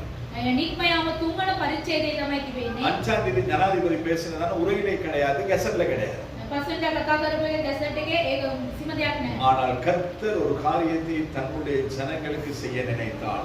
දෙවියන් වහන්සේ තමන්ගේ සෙනගට ඇවිල්ලා එක දෙයක් කරන්න උන්වහන්සේ සූදානම් කළා. ராஜாக்களுடைய இருதயத்தை மாற்ற கர்த்தருக்கு රජවරුන්ගේ හදවත වෙනස් කරන්න උන්වහන්සේට පුළුවන්. ஒரு மொர்தெகாயை கனப்படுத்த ராத்திரியிலே ஒரு ராஜாவுக்கு தூக்கத்தை கர்த்தரால் கெடுக்க முடியும் என்றார். මොර්දකායිව ඇවිල්ලා උසස් කරන්න ඇවිල්ලා රජතුමාගේ නිින්ද දෙවියන් වහන්සේට නැති කරන්න கர்த்தருடைய පුළුවන් නම් பிள்ளையாகிய உங்களையும் என்னையும் கர்த்தர் ஆசீர்வதிக்க வேண்டும் என்று முடிவு பண்ணிட்டார். ඔබව සහ මාව ඇවිල්ලා උන්වහන්සේ ආශිර්වාද කරන්න සූදානම් කරොත් இந்த புயலுக்கு பேர் என்ன? මේ සුලිසුලන්ගේ නම சத்தமா சொல்லுங்க. உங்க சத்தம் எனக்கு நல்லா தெரியும்.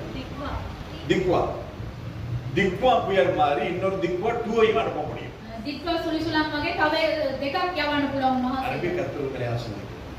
එවලා උන්වහන්සේට ආශිර්වාද කරන්න. மூணாவது அனுப்பி என்னை ஆசீர்வதிக்க முடியும். තුන්වෙනි එක යවලා පාස්ටර් ආශිර්වාද කරන්න. கர்த்தருக்கு இதெல்லாம் லேசான காரியம். දෙවියන් වහන්සේට මේ ඔක්කොම සුළු දේවල්. ஆனா இவ்வளவு அழிவுகளுக்கு மத்தியிலும் கர்த்தர் தேசத்தை ஆசீர்வதிக்கிறார்.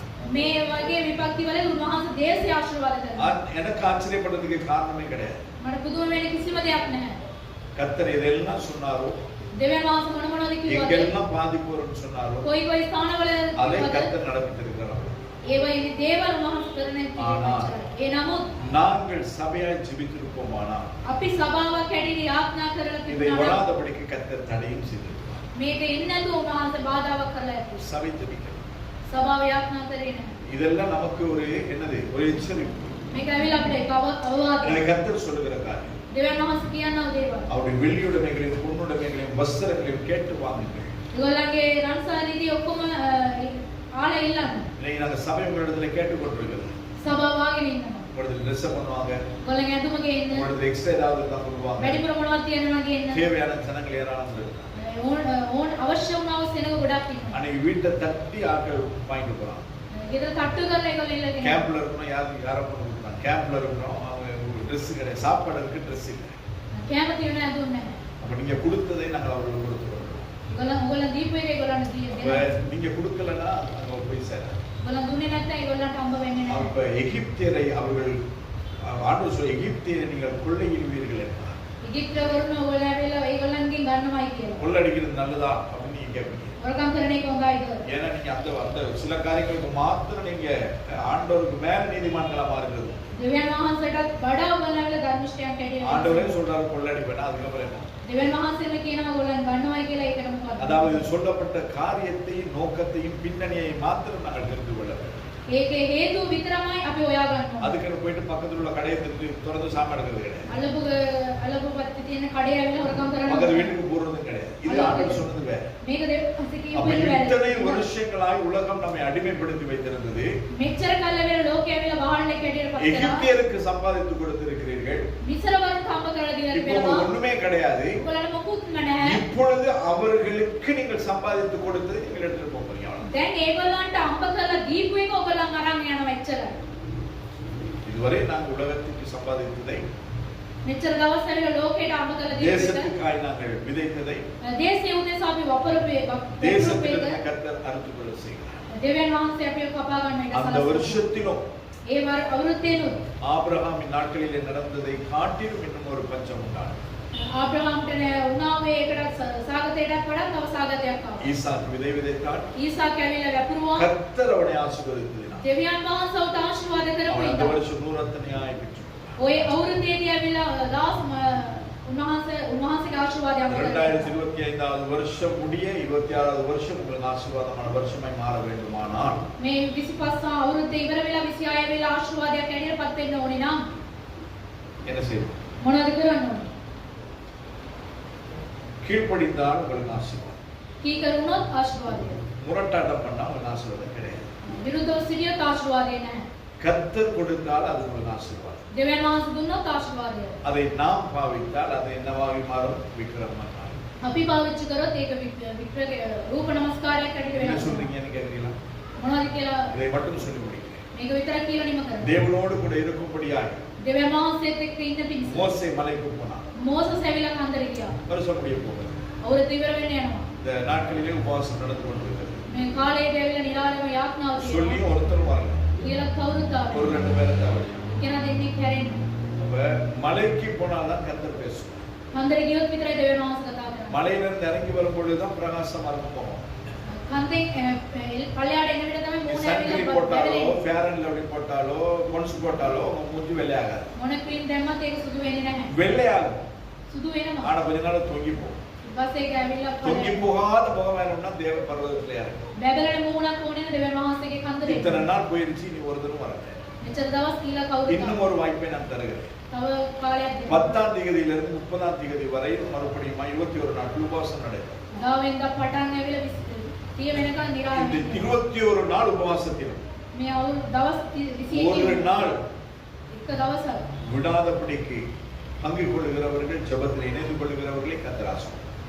එන්නව කට්ටිය වෙලා දෙවියන් වහන්සේ ආශිර්වාද කරනවා. மத்தவங்களுக்கு இல்லையா? අනිත් අයට නැද්ද? இல்ல. නැහැ. நாம கிரியை செலுத்தணும். අපි ඇවිල්ලා ඒකට විපාකයක් දෙන්න ඕනේ. லீவ் எடுத்தா உங்களுக்கு சம்பளம் வெட்டுறாங்க இல்லையா? නිවාඩු ගත්තත් පඩිය වගේ. லீவ் எடுத்தா நோ பே. නිවාඩු ගත්තත් නෝපේ වැඩිනවා. இன்னைக்கு நீங்க கிளாஸ் சேரலையா, உங்களுக்கு அடுத்த நாள் என்ன செய்வாங்க, இன்னொரு ஒரு ஆடியோ கொடுத்து கேட்டு உங்களுக்கு அதை படிக்க சொல்லுவாங்க. ක්ලාස් එකට ගියේ නැත්නම් ඔඩියෝ එකක් දීලා ஆனா இந்த 21 நாளுக்கு ஆடியோ கிடையாது, දවස් 21කටම ඔඩියෝ එක. பிசிக்கல் மட்டும்தான். ෆිසිකල් එක විතරයි. வந்து அமர்ந்து கர்த்தரிடத்தில் ஜெபித்து ஆசீர்வாதங்களை பெற்றுக்கொள்ளும். ඇවිල්ලා වාඩි වෙලා නමස්කාරය කළා දෙවියන් වහන්සේගේ ආශිර්වාදය ලබා ගන්න. விக்கிரகம் எப்படின்னு சொன்னா, වික්‍ර රූප கர்த்தர் නමස්කාරය நமக்கு කියන්නේ கொடுக்கிறதை நாங்கள் கர்த்தருக்காய் பாவித்தால் දෙවියන් වහන්සේ දීපු එක දෙවියන් වහන්සේට அது පාවිච්චி කරනවා. தேவனுடைய ஆலயம் கட்டுகிறதற்கு, தேவனுடைய ஆலயத்தின் பணிமுட்டுகளுக்கு கொடுத்தால் அது ஆசீர்வாதம். දෙවියන් වහන්සේගේ කාර්ය කරන්න ඒක දුන්නොත් ඒක ආශිර්වාදය. அதே நீங்க விக்கிரகம் செய்கிறதுக்கு, கண்டுபிடி செய்யறதுக்கு கொடுத்தீங்கன்னா அது சாபமாய் மாறிடும். ඒක ඇවිල්ලා ඒ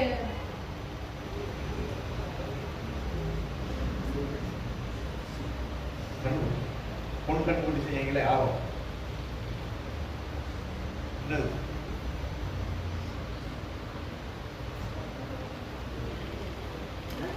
ரூபாய் அது மாதிரி லாபம், ரூபாய்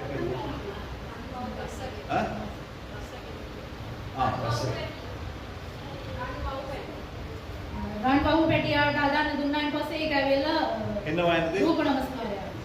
மோசே ஆளை காணல, மோசேஸ் மாஸ்டர் வர சொன்னாரு, ஆளை 21 நாள் ஜெபத்துக்கு ஆளு சர்ச்சுக்கு பக்கத்திலேயே காணலன்னு சொல்லி நீங்க என்ன பண்ணிடக்கூடாது, පාෂාව නැහැ කියලා ඔයගොල්ලෝ හිතන්න එපා. வேற ஒரு சிலையை பண்ணிடக்கூடாது. තව එකක් ඔයගොල්ලෝ මවන්න ඕනේ නැහැ. சிலையை பண்ணிட்டீங்கன்னு சொன்னா அழிஞ்சு போவீங்க. තව රූපයක් ඇදුවෙන් පස්සේ கடைசியில ඒක மோசே නැති வந்து பார்த்தா அந்த இது அதை எரிச்சு, தங்கத்தை எரிச்சு சாம்பலை யாரு கொடுத்தாப்புல? වෙනවා. ඔක්කොම ගිනි තියලා මොනවද කරේ? வாட்சி பாருங்க, வேதத்துல தான் இருக்கு. வேதத்தை தாண்டி நான் எங்கேயுமே பேசுகிறேன். බයිබලේ තමයි කියන්නේ කියවලා බලන්න.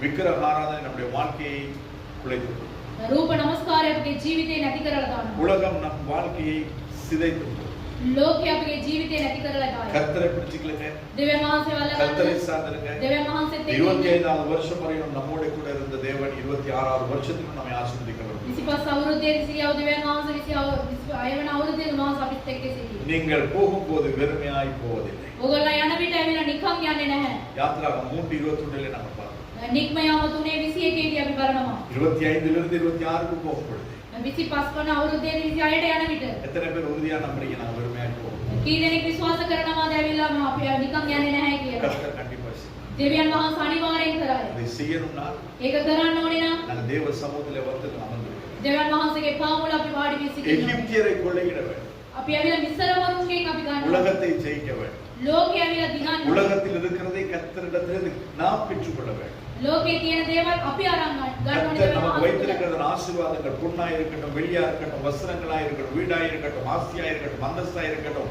அது எல்லாம் தேவ சமூகத்தில் இருக்குது.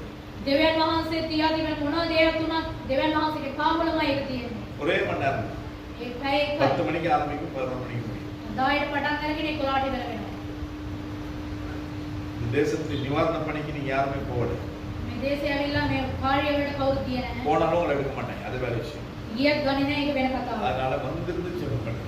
ඇවිල්ලා යාඥා කරන්න. ஆசீர்வாதம் வேண்டாம், வாங்க. ආශිර්වාදය ඕනේ නම් එන්න. நம்மால வேற ஒண்ணும் சொல்ல. අපිට මේ දෙයක් කියන්න බෑ. ஆண்டவர் சொல்லுகிறார், දෙවියන් වහන්සේ කියනවා நீங்க போய் ஒவ்வொருவரும் எகிப்தியனிடத்துல கேளுங்க, ඔයගොල්ලෝ හැමෝම ගිහිල්ලා මේ මිස්රවරුන්ගෙන් ඉල්ලන්න. வெளியுடைமைகளையும் பொன்னுடைமைகளையும் வஸ்திரங்களையும் கேட்டு வாங்குங்க. බිලි බඩුන්ද රන් බඩුන්ද වස්ත්‍ර සියල්ලම ඉල්ලා ගන්න. அப்ப நாங்க கேட்டு வாங்கணும்னா நாங்க ஒவ்வொருத்தரும் போய் பிச்சை கேட்கறது கிடையாது. අපි ආලා ඉල්ලන එක ඇවිල්ලා එකා කණ එක නෙවෙයි. தேவ சமூகத்திலே வந்திருந்த ஆண்டவரே உலகமும் அது நிறைவும் உடையவை. ලෝකයේ සහ ලෝකයේ සම්පූර්ණත්වය ඔබ වහන්සේ. வெள்ளியும் என்னுடையது, பொன்னும் என்னுடையது என்று சொன்னீர். රන්සාරිගේ මාගේ කියලා වහන්සේ කියලා තියෙනවා. கர்த்தருக்கு காத்திருக்கிறவர்கள் கழுகை போல எழுதி பறப்பார்கள் என்று சொன்னீர். ස්වාමීන් වහන්සේ දෙස බලා සිටිනා රාජලයෙක් මෙන්න. எனக்கு බැලවීමක් පියාමයි කියලා තියෙනවා. මාත් තුළ බැලගෙන 21 நாட்கள் உடைய சமூகத்துக்கு நான் வருகிறேன். දවස් 21ම වහන්සේගේ என் පාදවලට බැලවීමක් එනවා. මාගේ කාර්ය වෙනස් වෙනවා. எனக்கு இருக்க ஒரு வீடு இல்லை, මට ඇවිල්ලා ඉන්න ඉඩ எனக்கு ஒரு வீடு கொடுங்க. මට ගෙයක් දෙන්න. 21 நாள் දවස් 21ම එන්න. தானியேல் தேவ சமூகத்திலே தன்னை காத்துக்கொண்டான். දානියෙල් දෙවියන් වහන්සේගේ ගෘහයේදී තමව ආරක්ෂා தேவ කරනවා. சமூகத்திலே உங்களை காத்துக்கொள்ளுங்கள். දෙවියන් වහන්සේගේ සමූහයේදී 21 ආරක්ෂා நாட்கள் කරන வந்து பலப்படுங்க. දවස් 21ක් ඇවිල්ලා බලය ලබා ගන්න. இருக்கிறேன் என்று சொன்னவர் அவர் இருந்து உங்களை ஆசீர்வதிப்பார். සිටිමි කියෝ දෙවියන් වහන්සේ උන්වහන්සේ ඉඳගෙන උන්වහන්සේ ආශිර්වාද කරනවා. 2024 வருஷத்துக்கு போகும்பொழுது யாருமே வெறுமனாய் போகக்கூடாது. අවුරුදු 2026 යනකොට කවුරුත් அப்படியே வெறுமையாய் போனா நம்மை ஆராய்ந்து பார்க்கணும். නිකන් අපි නිකන් ගියොත් ඒක ඇවිල්ලා සෝදිසි කරලා බලන්න. ஏன் ஆண்டவர் ඇයි දෙවියන් වහන්සේ? என்னில் என்ன நீங்க? මොනවද මගෙන් දුන්නේ? நான் என்ன மாறுவேன்? මම කොහෙන්ද වෙනස් நான் වෙන්නේ? என்ன செய்வேன்? මම මොනවද இதை කරන්නේ? கேளுங்க. ආහන දෙවියන් වහන්සේ. ஹalleluya. හalleluya. இருக்கிறேன் என்று சொன்னவர் அவர் உங்களோடு கூட ஆசீர்வதிப்பார். සිටිමි කියෝ දෙවියන් වහන්සේ ඔයගලන් තුළ සිට ආශිර්වාද. கீழ்ப்படிந்தால் ஆசீர்வாதம், කීකරුණොත් ආශිර්වාදය. முரட்டாட்டம் பண்ணினால் இழப்பு. දෙවියන් වහන්සේට විරුද්ධව සිටියොත් ඒක ඇවිල්ලා நம்முடைய නාස්තික. கர்த்தர் தாமே உங்களை ஆசீர்வதிக்கும்படியே நாங்கள் யாவரும் ஒரு விஷயம் நம்மை ஆயத்தப்படுத்துவோம். நம்ம கண்களை மூடிச்சோம். අපි ඇවිල්ලා ආශිර්වාද කරන පිණිස අපි උන්වහන්සේ දෙස ඇවිල්ලා නමස්කාර කරනවා. நல்ல ஆண்டவரே, இந்த நாளுக்காக உங்களுக்கு நன்றி செலுத்துகிறோம். යහපත් පියාණනි අර දවස් නිසා ස්තුතිවන්ත වෙනවා. இந்த வருஷத்தின் මේ අවුරුද්දේ 12வது மாதத்தின் முதலாவது ஞாயிற்றுக்கிழமை உங்களுடைய பிள்ளைகளோடு கூட பேசுகிறேன். 12 වෙනි මාසයේදී ඇවිල්ලා පළවෙනி ඉරු දින ඔබ දරුවන් එක්ක කතා කරා. உங்களுடைய வருகை தாமதிக்குமானால் நாங்கள் ஜீவனோடு கூட இருந்தால் இன்னும் 3 வாரங்களோடு උන්වහන්සේගේ පැමිණීම ප්‍රමාද වුණොත් අපි ජීවත් වුණ අතර හිටියත් තව සති 3ක් තිබෙනවා. அந்த 3 வாரங்கள் கர்த்தர்களை நடத்துவீராக. මේ සති 3ම උන්වහන්සේ මඟ පෙන්වනවා. மிகுதியான நாட்கள் எல்லாம் நடத்துவீராக.